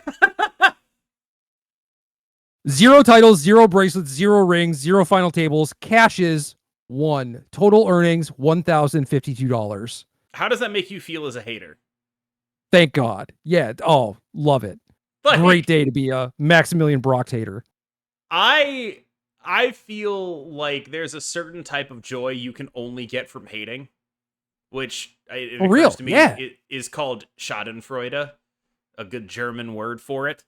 But as someone who watches most sports purely as a hater, it's nice. It's just a nice thing because in every sport, one team wins, but all the other teams lose. And if you derive joy from them losing, it really doesn't matter who wins. See, I can't stand watching the people that I hate, though. I just want you to tell me afterward when they lost. Yeah. Like, this is a guy who got banned in, like, 2006. I have not thought about him since then. Sure. And now I'm just then, like... He has made $50 a year playing poker. Yeah. Yeah. Let's go. Hell yeah. Let's go, dude. There are a lot of Maximilian Brochts in Germany. It's hard to actually Google them and find out. I'll do a deeper dive. We'll check back later. I just don't understand how you don't think that's a cool name. Like, it's not a cool name, but it's just a German name to me. I don't know. I think of Maximilian Pegasus and Brock from Pokemon, and I'm like, yeah, badass. No, it's Brock, like the candy. I think was like BRACHT. That might even make it. Oh, that is worse. Okay, I was gonna say that might even make it better for you, but like that is for sure. That is a German element of the name, and then just stylizing your name as the full thing, Maximilian. It's just like, yeah, sure, very European. Yeah, I mean that is like a little bit of like the jerk off motion. All right, Maximilian. Yeah. Like, all right, yeah. All right, you're good. Okay. So I'm like, yeah, you're German. I get it. I don't know. I thought it sounded cooler in my head, but like I feel like Maximilian Brock could be a member of the royal family in Code Geass. That's all I'm saying. Fair. Let me give you another German name. Tell me how you feel about this. Okay. Andre Mueller. Nah, just a normal name. That's just a normal German name. Yeah, that's how I feel about Maximilian Brock. That's the same shit to me. Andre Mueller, it's like, all right, okay, you're probably from like Alsace-Lorraine, right? The space between France and Germany. You got the French first name, you got the German last name. I get it. Oh, this guy is very German. He spoke very loud, very fast, a lot of hand motions. He was like 6'8". I say was, as if he shrunk or died. He has done neither, to my knowledge. What if he grew? He could have grown. He could be 7 feet by now, Jerry. That's true. He went by the screen name Trash T, as in trash talk. Okay, that is the most German thing I've ever heard. That is unbelievable. Now, I stumbled on him not that long ago, a few months ago. He's doing like Lorcana content now. Sure. I mean, that's but cool. he was not doing magic stuff for a while. I just forgot he existed, and then I was just like, oh, Trash T, is that? Oh yeah, that's him. Trash T as a shorthand for trash talk is the most socks with sandals shit I've ever heard in my life. Like, well, maybe trash talk would get banned on Magic Online. I'm sure this guy is like a cool guy or whatever. He was a very phenomenally gifted storyteller. He seems like I believe that. Like, nothing against this. Trash T as your name, shorthand for trash talk, is one of the lamest things I've ever heard in my life. And that's coming from someone who was named after Kanye West for multiple years. I'm in the glassest house possible.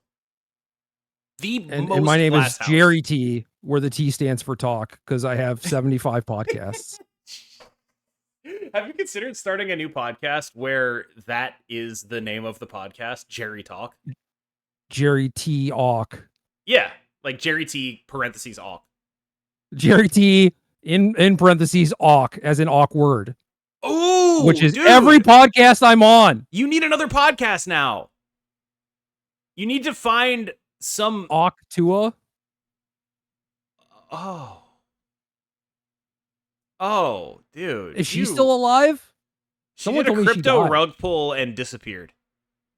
That's gas. See? Like that's one of the instances where I was like, I respect it. You know? Yeah, like she is exactly like, I feel about her the same way I feel about Noah Rabine, where it's like, you know what? Put her in jail, but I respect it. Yeah, like, yeah, all right, fair enough. What I don't respect is about the Hawk Tua girl. I'll tell you what I don't respect about her. And it's that I don't even think she got all the proceeds from her rug pull. I think it was like a bunch of the people that ran her coin for her. They're the people who got the rug pull stuff. And I feel like that sucks. If you're going to ruin your reputation, at least do it like with proprietary rug pulling instead of outsourcing the rug pull and getting 10%. Garbage. No, but like if I wanted to rug pull, I don't know how to do that. I would have to consult someone.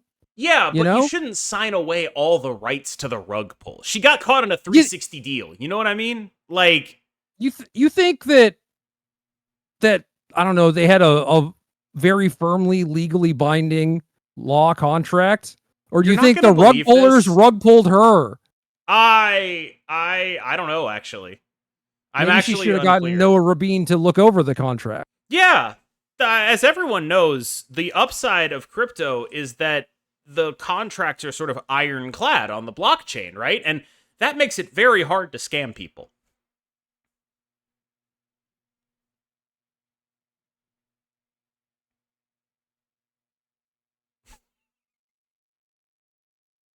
I said, lol, what do you want?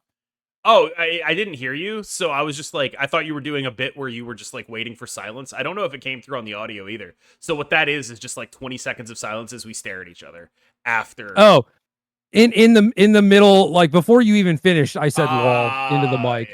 Yeah, okay. Because I knew where that was going. Yeah, I mean, it wasn't like it was a surprise, right? Like that was a pretty low-hanging fruit punchline. But yeah, like as far as the Hawk Tua girl goes, I mean, I think if you bought Hawk Tua coin, you fucking deserve it. Yeah, no, same. So like, I don't care. There are so many reasons why you deserve it too. Yeah, like I just don't care. I actually like her whole thing, like that whole meme became popular. I genuinely believe this. There was like a tweet that was like, the LGBT are mad that Hawk Tua is stealing the spotlight during Pride Month. And I genuinely don't think she pops off without that tweet. I genuinely do not think she becomes like a sort of barstool type of meme without the sort of explicit anti-LGBT part of that. Like, where it's like, we're talking about straight sex during Pride Month. And that was like actually part of it for some people. Yeah, I didn't know that aspect of it. I just knew that like people kept saying that thing, and I made the mistake of asking what the fuck is that? Yeah. And then they're like, "Oh, it is a meme about this thing." And I'm like, "Yep." Just as I thought. I feel dumber for having my question answered. And then it's fast forward however many months later, she had a podcast, and that's basically all I knew. Besides the rug pull, obviously. I will say this. I'm impressed with how her longevity worked. I think a lot of people who become memes are not able to monetize it in a profitable way. But she got to Talk Tua. She made Talk Tua a meme. She got her crypto rug pull. And then she absolutely disappeared off the face of the earth once she did the crypto rug pull. But I think she could have, like, she was actually doing a pretty good job capitalizing, honestly. Well, I think that is like the best way to do it is to just do like one rug pull and then get out, fade back into obscurity, you know, like who is gonna recognize you or whatever. Yeah, like what? Do you even think rug pulls are illegal now, given who the president is? I'm pretty sure you can just do that. I'm pretty sure they're just not even illegal at this point. Yeah, it's they give each other like the knowing head nod or whatever. Yeah, right? like Trump has his own crypto coin, dude. And he did like a dinner with the top holders of his crypto coin. It was like a whole thing. You think you can go to jail? Yeah. Like, if you're Sam Bankman-Fried, and by extension, potentially like Matt Nass and Raptor and the rest of those guys, how fucking mad are you that you're the only guy who's ever gotten in trouble for this shit? Is he the only one? Kind of the only one on his scale. Yeah, well, certainly on his scale, but he was also trying to be like forward facing, you know? Yeah, but it's just like, okay, so I went to jail for running a crypto scheme and laundering all the money to my friends. Now, the president of the United States gets to run a crypto scheme and launder all the money to his friends. That's worse.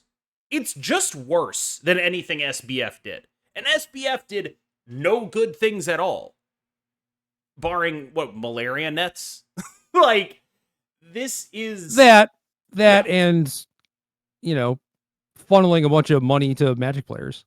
Yeah, right, obviously. A pure ethical good. But, like, how mad are you, right? Like, if you're Matt Nass and you got paid $10 million or whatever for your game, and you're like, I made out like a bandit, and then the SEC is coming after you to say that money actually goes back to FTX's investors. How mad are you? Because, like, you got the one crypto billionaire that people actually want to put in jail? Like, what a fucking bad role. I mean, I guess that is one way of looking at it, but you could look at it also like this was the crypto guy when all crypto guys are probably scamming people to some degree that is trying to be very forward facing about it. And if you're going to go after anyone, it's going to be the guy who's giving the TV interviews, I guess. you know, not just like some nameless shadow figure dude. Yeah, it's just I actually like I feel bad for the Storybook Brawl team. A, they made a good game. No, I don't think anyone's going to argue that. But B, they made out like bandits, and because they were attached to the one crypto guy who's actually going to jail, they're now involved in litigation. And it's just like, I feel bad. I feel bad for that. Sure. I mean, I do too. Like, I do genuinely like Raptor, consider him a friend, but like, I don't know if a thing is too good to be true. It probably is, right? Like, yeah, sure. But like, I'm not turning that down if I get offered it. Are you kidding me? You remember the messages that were in the deposition, or not the deposition, the like statement of facts? I do, yeah. That were just like LSV in them being like, holy shit. Like, that's so much money. Oh, this is so much money. This is so crazy. It's like, bro, stop and think about that. You're literally some of the best like strategy card gamers on the planet. I mean, damn, that's so much money. That's crazy. We're so lucky. It's like, yeah, I wonder how that happened. I genuinely like straight up. I mean, I feel bad for SUV and his boys. You know, like that's one of those situations where it's like I would do the exact same thing, and I'd be really pissed that my benefactor is the one guy who actually goes to jail for this. I don't know, man. I would be very careful about who I get into bed with, especially if we're talking about seven figures. But that it's easier to like armchair quarterback that shit. Yeah, it's the opposite. If we're talking about seven figures, I am being the opposite of careful about who I get into bed with. You offer me seven figures, I'll get into bed with Donald Trump. I don't care. And I mean that literally. I will get into bed, physical bed with Donald Trump. Seven is a lot of figures. Yeah. I mean, yes. I would do that. But here's the thing, is like if you think that money is gonna get taken away at some point because this guy is not on the up and up, I don't know, maybe don't take that money and like buy 7 houses or whatever. Like it is kind of funny to think about it in the context of like they got rug pulled. I mean, they kind of did.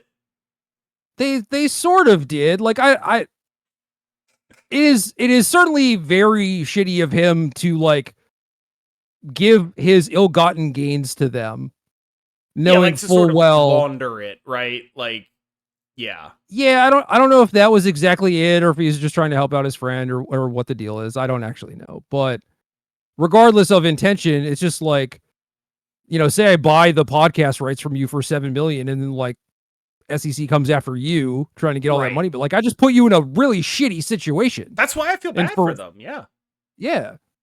Like if I offer you 7 figures for goddamn anything that you have, well, I mean, maybe if you be a little alarmed about it. I mean, if you offer me 7 figures for anything that I have, my baseline assumption is I knew it all along. Jerry's a crypto billionaire, right? Yeah. So I would ask for more. You know, like I feel like if you offer me 7 figures for anything that I have, I'd be like, all right, what about 8? Let's talk, buddy. You know? No, that's smart. That's smart. Yeah. I am. I'm not a haggler. I think we've established that. Yeah, I'm not either, but I bet I could be. I think the thing that prevents me from being a haggler is a crippling fear of what if I blow it. You know? What if I ask for too much and they're just like, buy? And the worst part about that is that's the #1 haggling technique everyone knows. And so if I try to haggle, it will happen to me. They'll be like, buy, and I'll be like, no, wait. No, you learn it through practice, like most things, you know. It's just like, how badly does this person want this thing? And like, how much are they willing to risk to get it? And you can kind of tell where their breaking point is, you know? And it's just like, once you're like, oh no, you know, you're shaking me down for 20 million instead of 5 or something. It's like, well, yeah, I'm probably going to walk away, but I don't know. You could probably tell that if I was like, yo, I'm going to offer you 5 million, but that's literally all I have. Holy shit, these bonuses, boys. I think that's the quote. Holy shit. I think that's the quote. Holy shit. It might have been holy fuck. I don't remember, but that's the quote I remember from the deposition. Or not the deposition, sorry, the statement of facts, I believe. Where it's just like that one had me on the floor. Where it's like, if you're ever in a position where you're saying that, you gotta think about it for a second. Like, who reported the fact that they said those quotes? the feds. Was someone bugged or what? No, it's just like a chat log.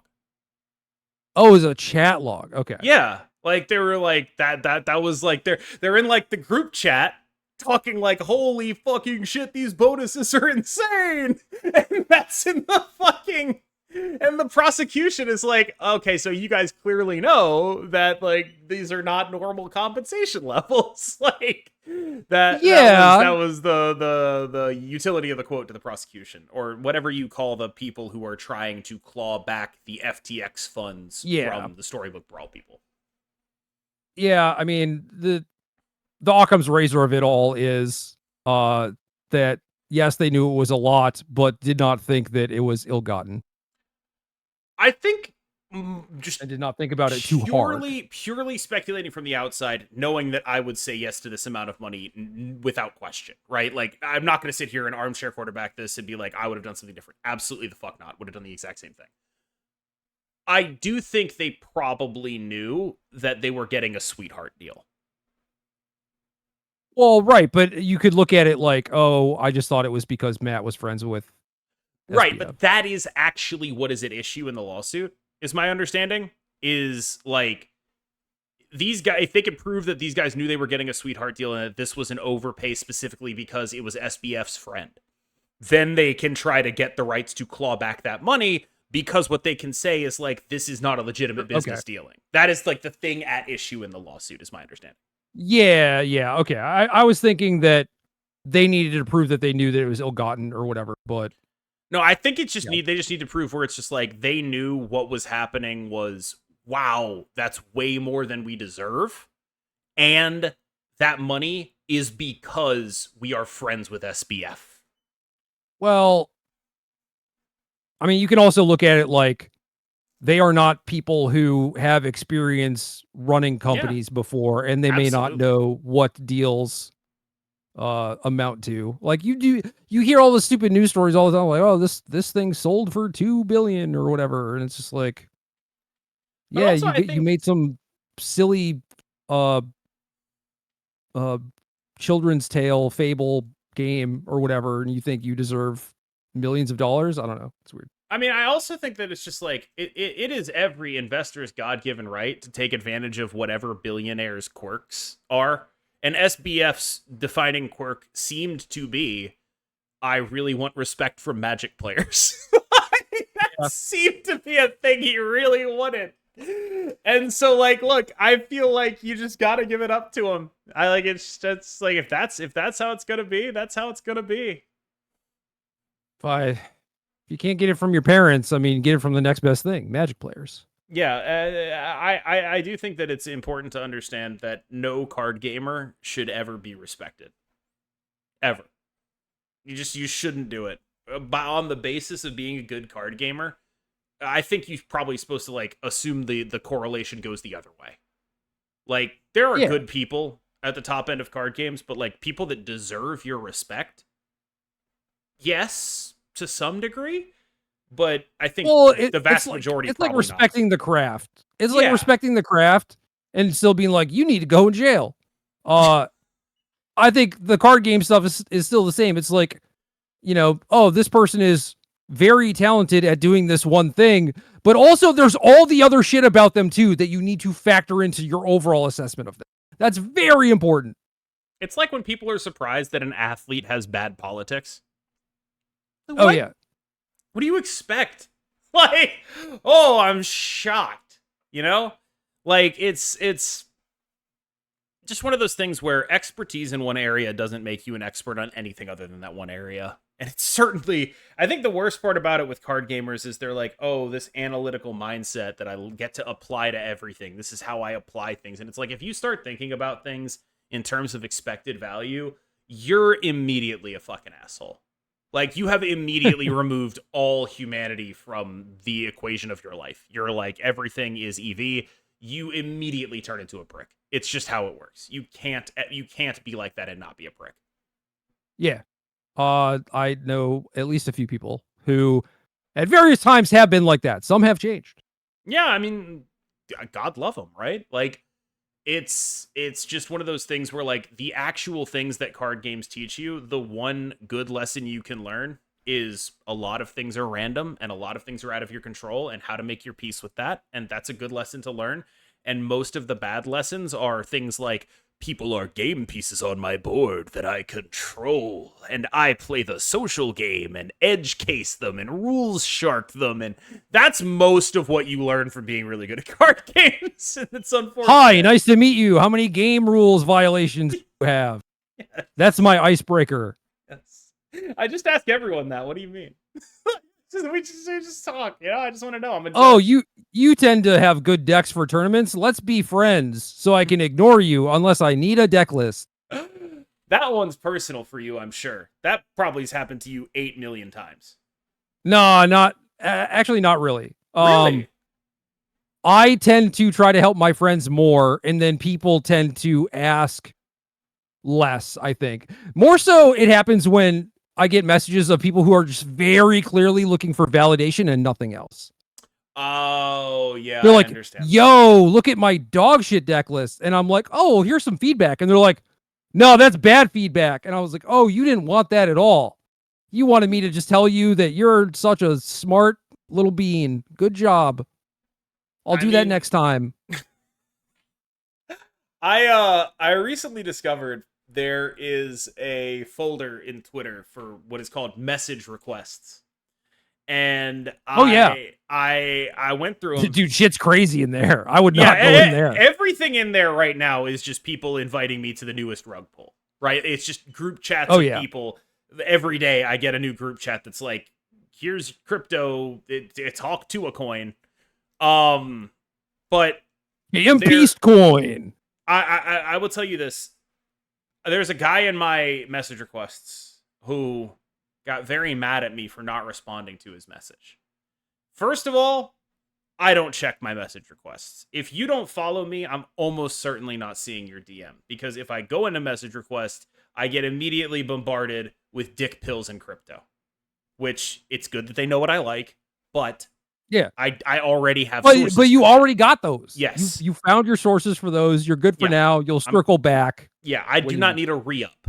You know what I mean? Yeah. I have trusted providers.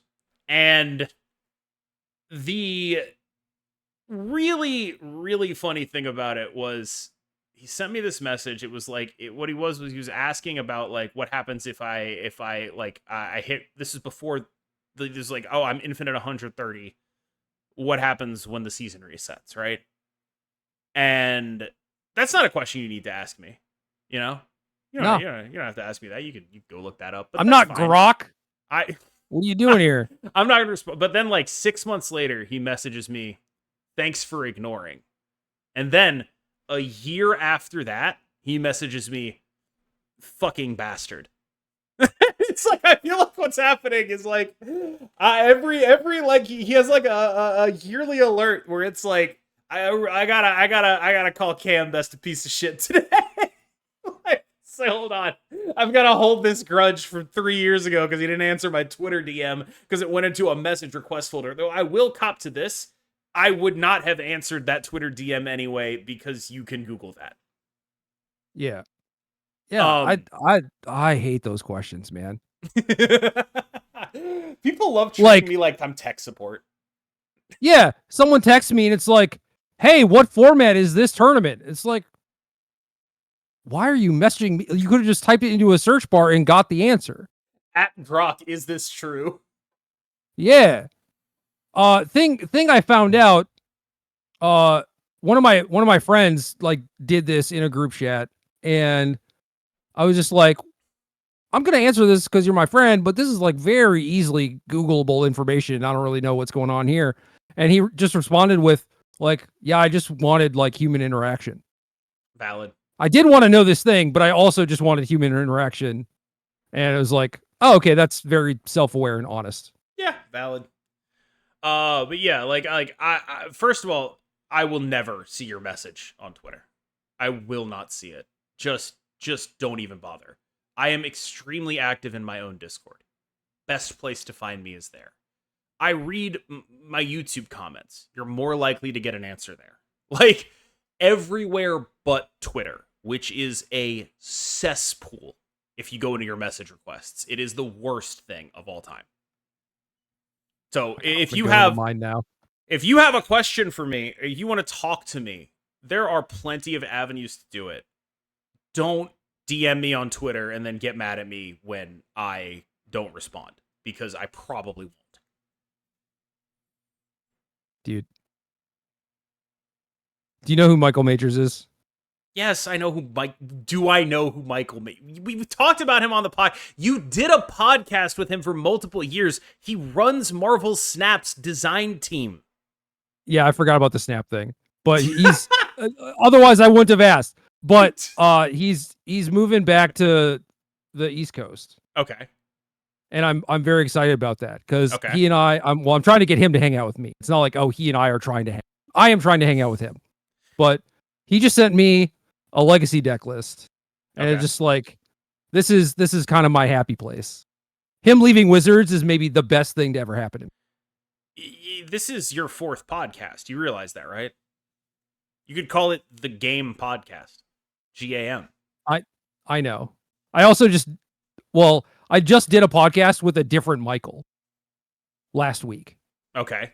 I don't understand why that's a conflict. You got like a quota? Gerry and Michael's podcast? Yes! Okay. Yes, it would be Gerry instead, because Andrew still works at Wizards, right? So it would be Gerry and Michael. True, yeah. Nailed it. That's your 4th podcast. And you'll have to defer Gerry talk until some other time.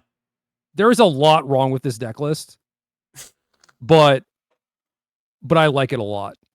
I feel like I want to dive into this, because this is content you will only get here, which is Gerry frying a deck list from the guy who runs Marvel Snap's design team. You will not find that on any other podcast.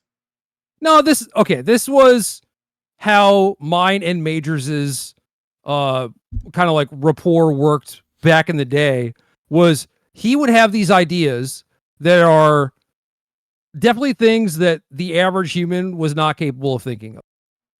And then I'd be like, this is good, but you need to change like these 5 things. And then he would, and then deck would either, still fall short a little bit, or would just be an absolute monster.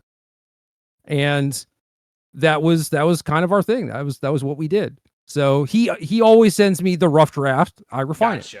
Gotcha. I just think it would be, I think that is like a very specific thing that only will be found here.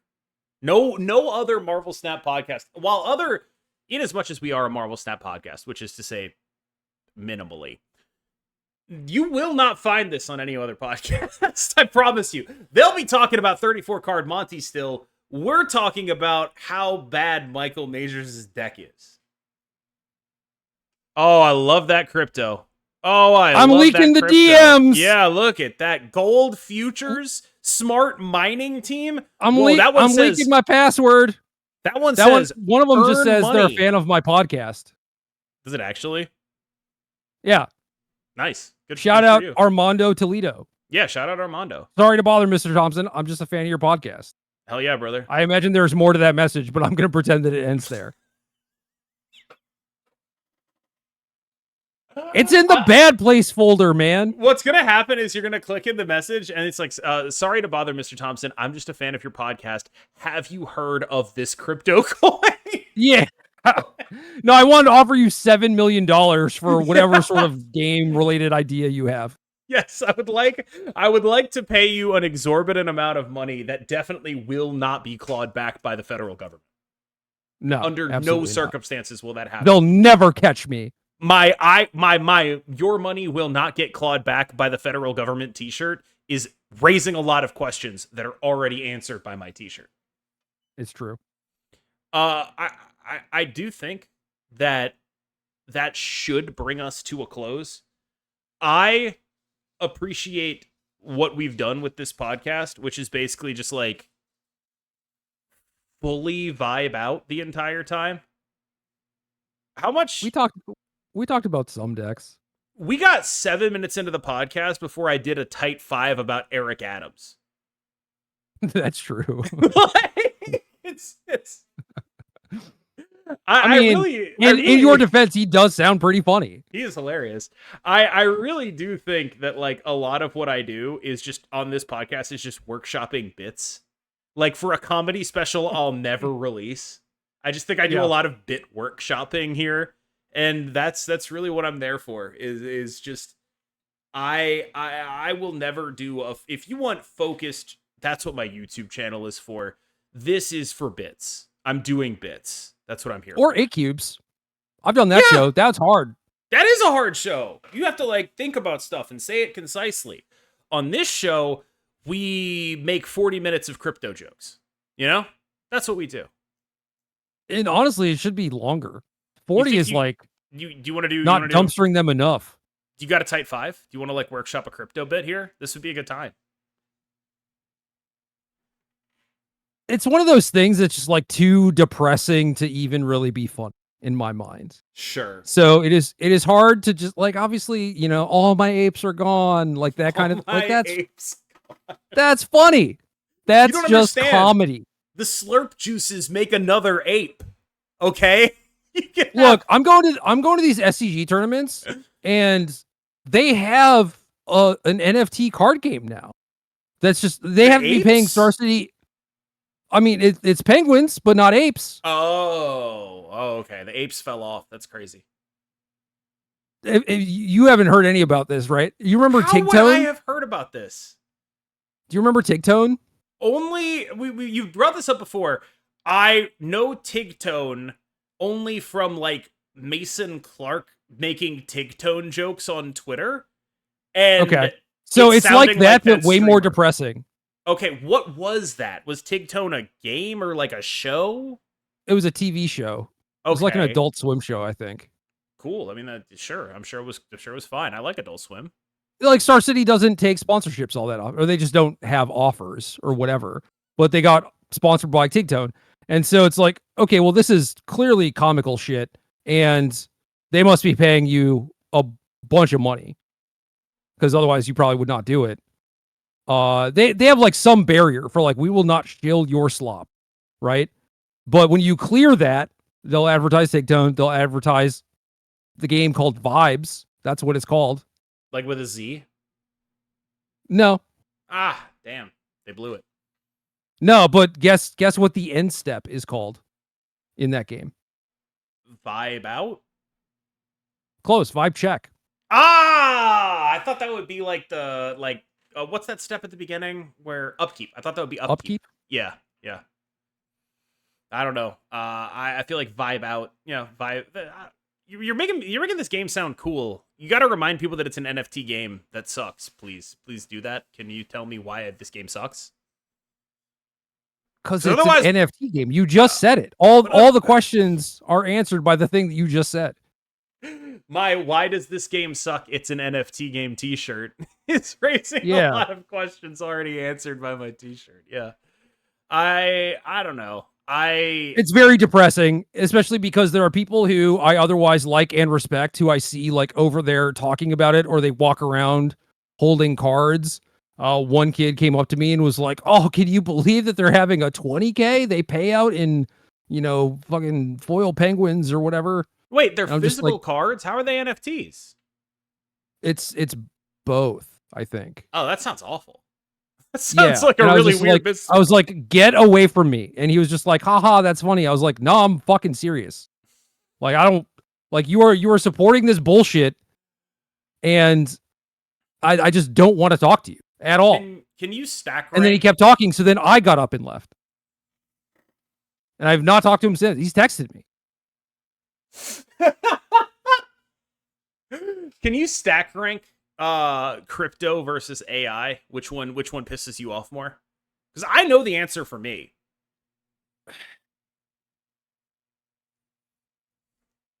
I mean, I guess it's AI, but Really? I don't know. Oh wow, I I'm don't going know. the other way. Interesting. Well,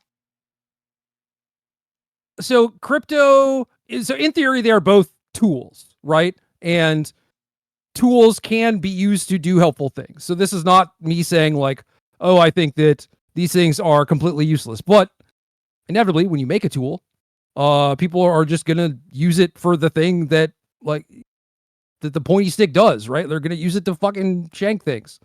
So people are just using both to effectively scam people, and that is not good. They both definitely suck for the most part. But I think AI is perhaps abusing a lower common denominator.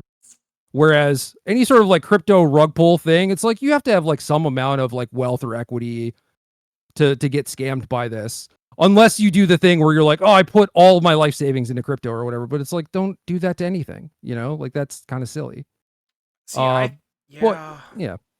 I think I go the other way because as much as I don't like AI, I believe there are probably use cases for it. Like if you're coding or whatever. No, there are. That's what I'm saying. Same with crypto in theory, is that That's there what I'm are saying. good use cases for it. There's no use cases for crypto. There's nothing. Like it doesn't do anything other than this. It does this. This is the thing it does. It doesn't like the technology behind now it. it does. No, but like blockchain technology, like it's not even like a very efficient method of doing what it does. It's like a cool little thing, but applied to currency, it only has the purpose of doing this.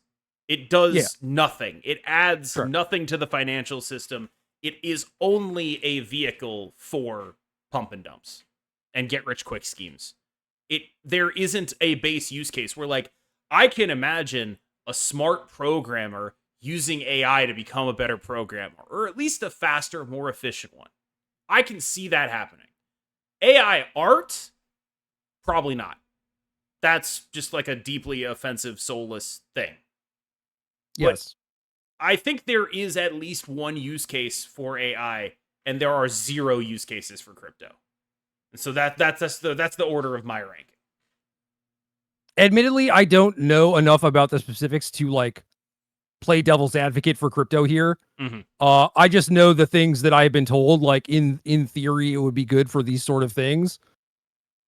If it's not true, it's not true. You know, whatever. I'm certainly not going to go to bat for this fucking shit. Yeah, it's dog shit all the way down. The problem with the AI stuff is that you're telling me like, oh, it's helpful for like this, but there are so many instances of the AI itself just actually being bad. Oh yeah. And it then not helping you, it actually making you worse at the thing. And you could argue they're like, oh, it'll be better in 5 years or 10 years or whatever. But like, will it? Because I see a lot of the kind of like same sort of folks making that argument for crypto too. Different things, obviously, but like nothing really makes it seem like, oh, things are getting like refined and they're getting better. There's just more things coming out where it's like, oh, this AI thing that was evaluated at billions of dollars was actually 700 Indian people, you know? Like that is the type of shit that keeps happening and keeps getting uncovered versus like, oh, this AI is like actually good and is going to help you be good at things. Absolutely true. 100% true. But in my view, there is no world in which crypto is ever doing anything other than financialization. It is a method of financialization. That is the point of it. Where there is no world in which I can even imagine it being a positive value add to the world. Just none. This is assuming even that you could not do anything bad with it. Yes. Like it would be where it's like nothing. Yeah. Okay. And it is only being used for bad stuff because that's what happens when Silicon Valley gets a hold of anything, right? Like that's the biggest reason to be like a non-AI maximalist. But I know people that use AI as programmers to make their job easier. Is it perfect? No. It's honestly not great and does result in mistakes. But even that is a better use case than literally impossible to be good. Yeah, so I guess one of the big issues I have with AI, and the kind of the thing that put it over the top for me compared to crypto in terms of being like a bigger evil, is the fact that in a lot of instances it is putting people out of jobs and just straight up making people redundant. And a friend of mine was like, well, you know, in theory, like this company could have an AI that is capable of doing like these two people's jobs, and the company will just surely like train those people to do something else in the company and like move them over. And I was like, I mean, in theory, but like, when are those people ever not just getting laid off? You know, like that is 100% what's happening in every sort of realistic scenario. Yeah. And so you're talking about the programming thing. Well, if it gets too good, the programmers just get laid off. That is ultimately like a very reasonable, like my argument that crypto is bad is that there's just no possibility for it to ever be a value add. It just can't ever be good. But the possibility for AI to be a negative value add is very high as well. And so I think that like it's a ceiling versus floor argument here, I think. Yeah, and it's like, I mean, to some degree, automation and whatever could be a good thing, but that is not what is going to happen realistically. No. It's the same sort of positive outlook in terms of like, oh, surely the company will just train these people to do something else. Well, surely AI will just automate all the boring shit and we'll have more free time to do things that fulfill us and give us joy in life. No, we're going to be working in the goddamn coal mines for pennies or whatever, and while AI does the shit that we used to do. You know, things are not going to get better for us. I wish our tech sector wasn't such sort of bloodless ghouls. You know what I mean? Yeah, that'd be cool. Like the fact that AI art was like the main thing that was the selling point here is just so indicative of the failures of like genuinely America, where it's like, instead of making a machine that makes life easier, we made a machine that makes political cartoons. We made a machine that makes the image you post so you can yell at people on the internet. We made a machine that turned your Ben Garrison political cartoon into an Art Germ variant. Like that's what this shit is a factory of. It's a factory of Art Germ variants and Ben Garrison political cartoons. And that's not meant to be a dunk on Art Germ here. It's just a lot of people use it for like photorealistic gooning purposes. There's currently a thing going around on Twitter where like people will respond to attractive women's photos with @Grock turn her around or @Grock put yogurt on her face. Like, this is what people are actually using this technology for. And I do think that that kind of stuff is just awful and like generally terrible.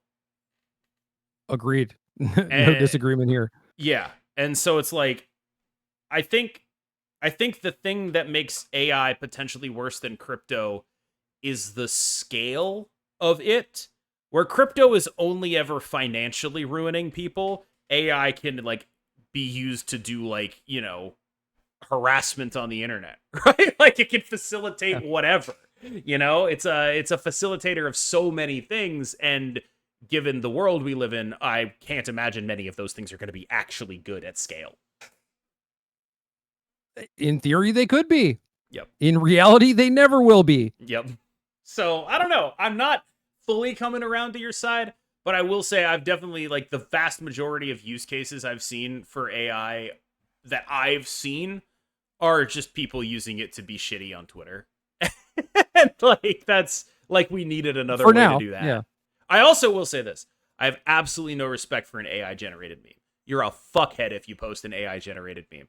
Go to fucking Microsoft Paint and badly Photoshop it on like a normal person, like I do with all of my goddamn thumbnails. If I can go through that effort to put my stupid face on Mercury's body and get transphobic comments about it, which does happen, you can MS Paint some shit instead of AI generating something that looks like it has a filter the color of piss on it. We can always tell when your shit is AI generated. Make a meme like a normal human being. @Grock. @Grock put yogurt on his face. Hope Grock comments on this video. There's been a really funny development in the Yu-Gi-Oh community where like the creators will like at Grock and be like, explain this clip like you are a 5-year-old boy who really needs to pee. Make sure you mention how much you really need to pee. Just like making Grock do roleplay for them, explaining Yu-Gi-Oh stuff. I've seen a As a lot of 5-year-old that. boy. Yeah, like I it was mean, like that's explain, like it was like explain. It was like an MBT thing. He was doing a bunch of just like at Grok. Describe this like you are a girl who is irresistibly attracted to farts, and so then Grok will get into character and talk about Yu-Gi-Oh in that character. Is that an ethical use of AI, Jerry? I expect better from MBT. That's all. Damn, damn. But yeah, nobody, please do not ask Grok to put yogurt on my face in my next selfie. Thanks, I really appreciate it. That's gonna be it for me, unless you have anything further to. I just realized that people are like role playing the Jarvis thing, like Jarvis crushes balls or whatever. Jarvis give that man testicular torsion. That's what they're doing with the yogurt thing. At Grok put yogurt on his face. I don't know the Jarvis thing. There's like a picture of Tony Stark where it's just like Jarvis. I think the original one is like Jarvis. Like the idea is basically it's Tony Stark telling Jarvis to like beat the shit out of somebody, and it's just like the smirking Tony Stark face from I think Iron Man 2. And Okay. what all everyone has wanted, it seems, is an AI companion who humiliates your enemies, and now that it seems to exist.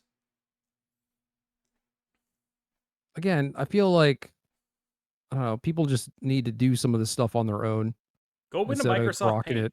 Yeah, go into Microsoft Paint. If you do some ethical gooning, Photoshop the yogurt on yourself. I promise you that if you humiliate your enemies, it will feel more rewarding than if Grok does it. Yeah, That's a promise. I think part of the appeal of the AI stuff is that it's so low effort that you don't have to put anything into humiliating your enemies. So if they're not humiliated, you don't have to feel bad about it. Like I don't really know. That's part of the craft, though. Like I respect the craft. Right. Yeah. And there's no craft involved at adding Grok. None. It is just the worst AI on the planet. Do you remember when Grok got like real uppity about South Africa? Because Elon woke up at 3 and was like, you have to talk about South Africa and how they're doing white genocide. And so people would ask Grok about anything random, and it would be, whoa there, I think it's important that we discuss the white genocide happening in South Africa. Grok is, in a world of shitty AI tools, somehow definitely the worst. It's really amazing. It's really incredible how they've managed to do that. It's very impressive, really.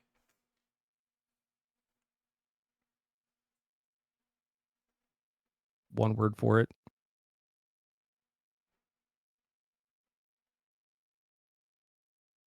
Oh, you're I thought you were building up to like have a word that you were going to suggest instead. But you're just like, nope, just impressive in terms of how so shitty impressive. it is. It is kind of an accomplishment to have the worst AI. Impressive, depressive, tomato. Yeah. Grok put yogurt on our faces. At Grok, embedded in YouTube, put yogurt on this screenshot of KMBest. I don't know. It's certainly the worst tool on Earth. I think I'm kind of talking myself into your position here. Like I think the more I think about the yogurt face thing, the more I'm just like, yeah, all right, you know what? That's yep, you got my ass. I think AI is probably worse. I mean, it's close. They're both really fucking bad and stupid, really bad, but you know. Why does our tech sector only come up with shit that makes the world worse? Like, what's up with that? You'd think that eventually, like, but you'd think eventually they'd just like by accident do something good. They just don't. No, because it doesn't make them money. Yeah. I mean, I guess it's just like, you know, surely eventually they'll roll better, but all they're rolling is just like different types of scams. And anytime you have like an idea, someone's like, oh, I could do this thing that would make the world better. It's like, okay, well, what if we took that and just perverted it slightly and made it so it made the world worse and then generated a bunch of dollars for us? Dude, you're like, oh shit, yeah, that's way better. We live in Phyrexia. Yeah. You go to Silicon Valley, they inject the fucking glistening oil in you, and then you release a robot that photoshops yogurt on people's faces on the internet. That's what happens. That's what happens in Silicon Valley. They convert you into a praetor of Grock. He's Gix's younger brother.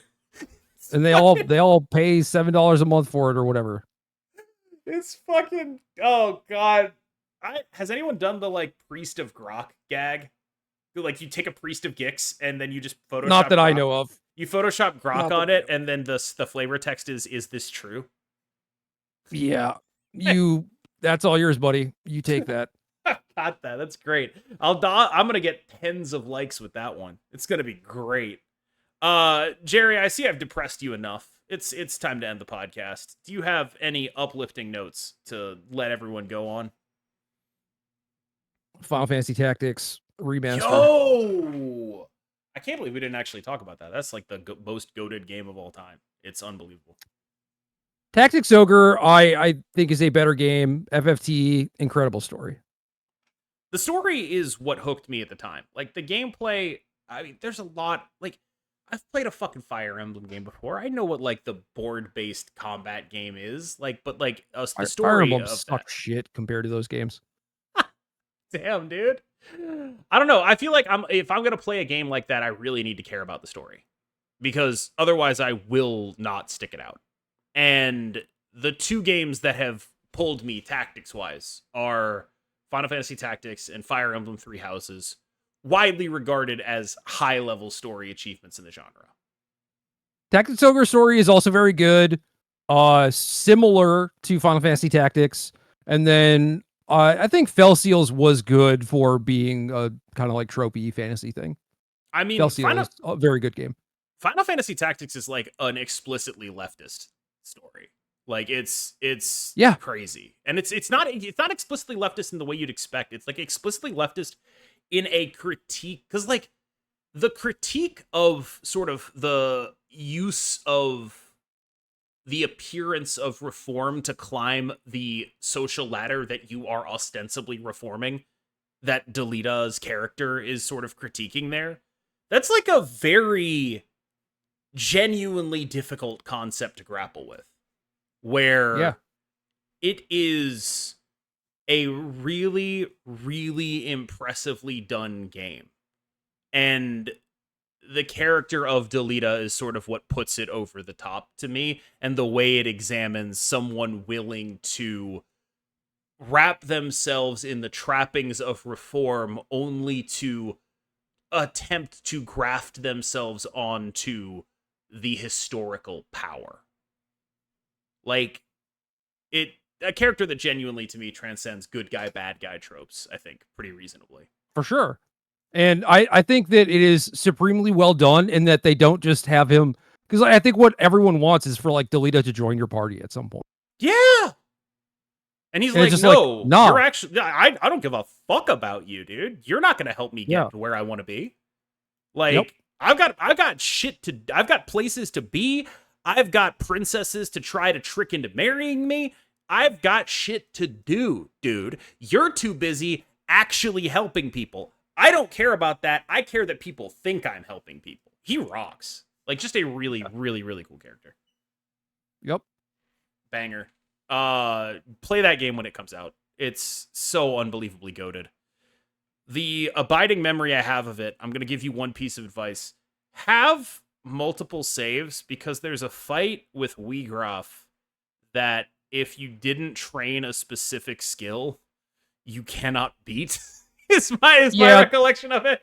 Hopefully they fix that. The Gafgarian fight got me a couple times too.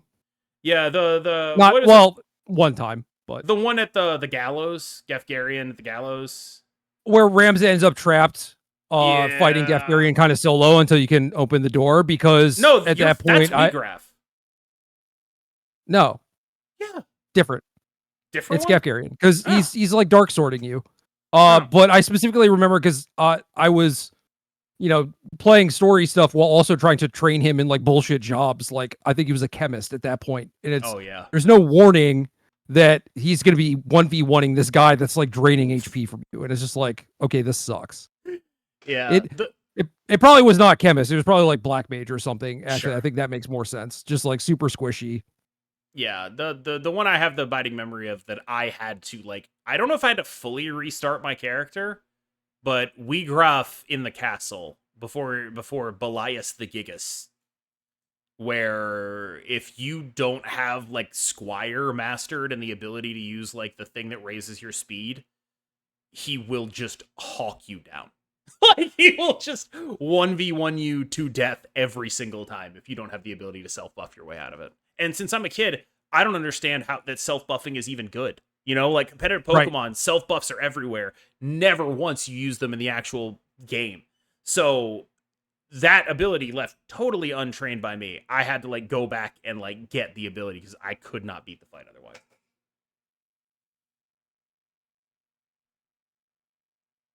You think they're going to put NFTs in it? I fucking hope not. That's where I'm cutting the episode.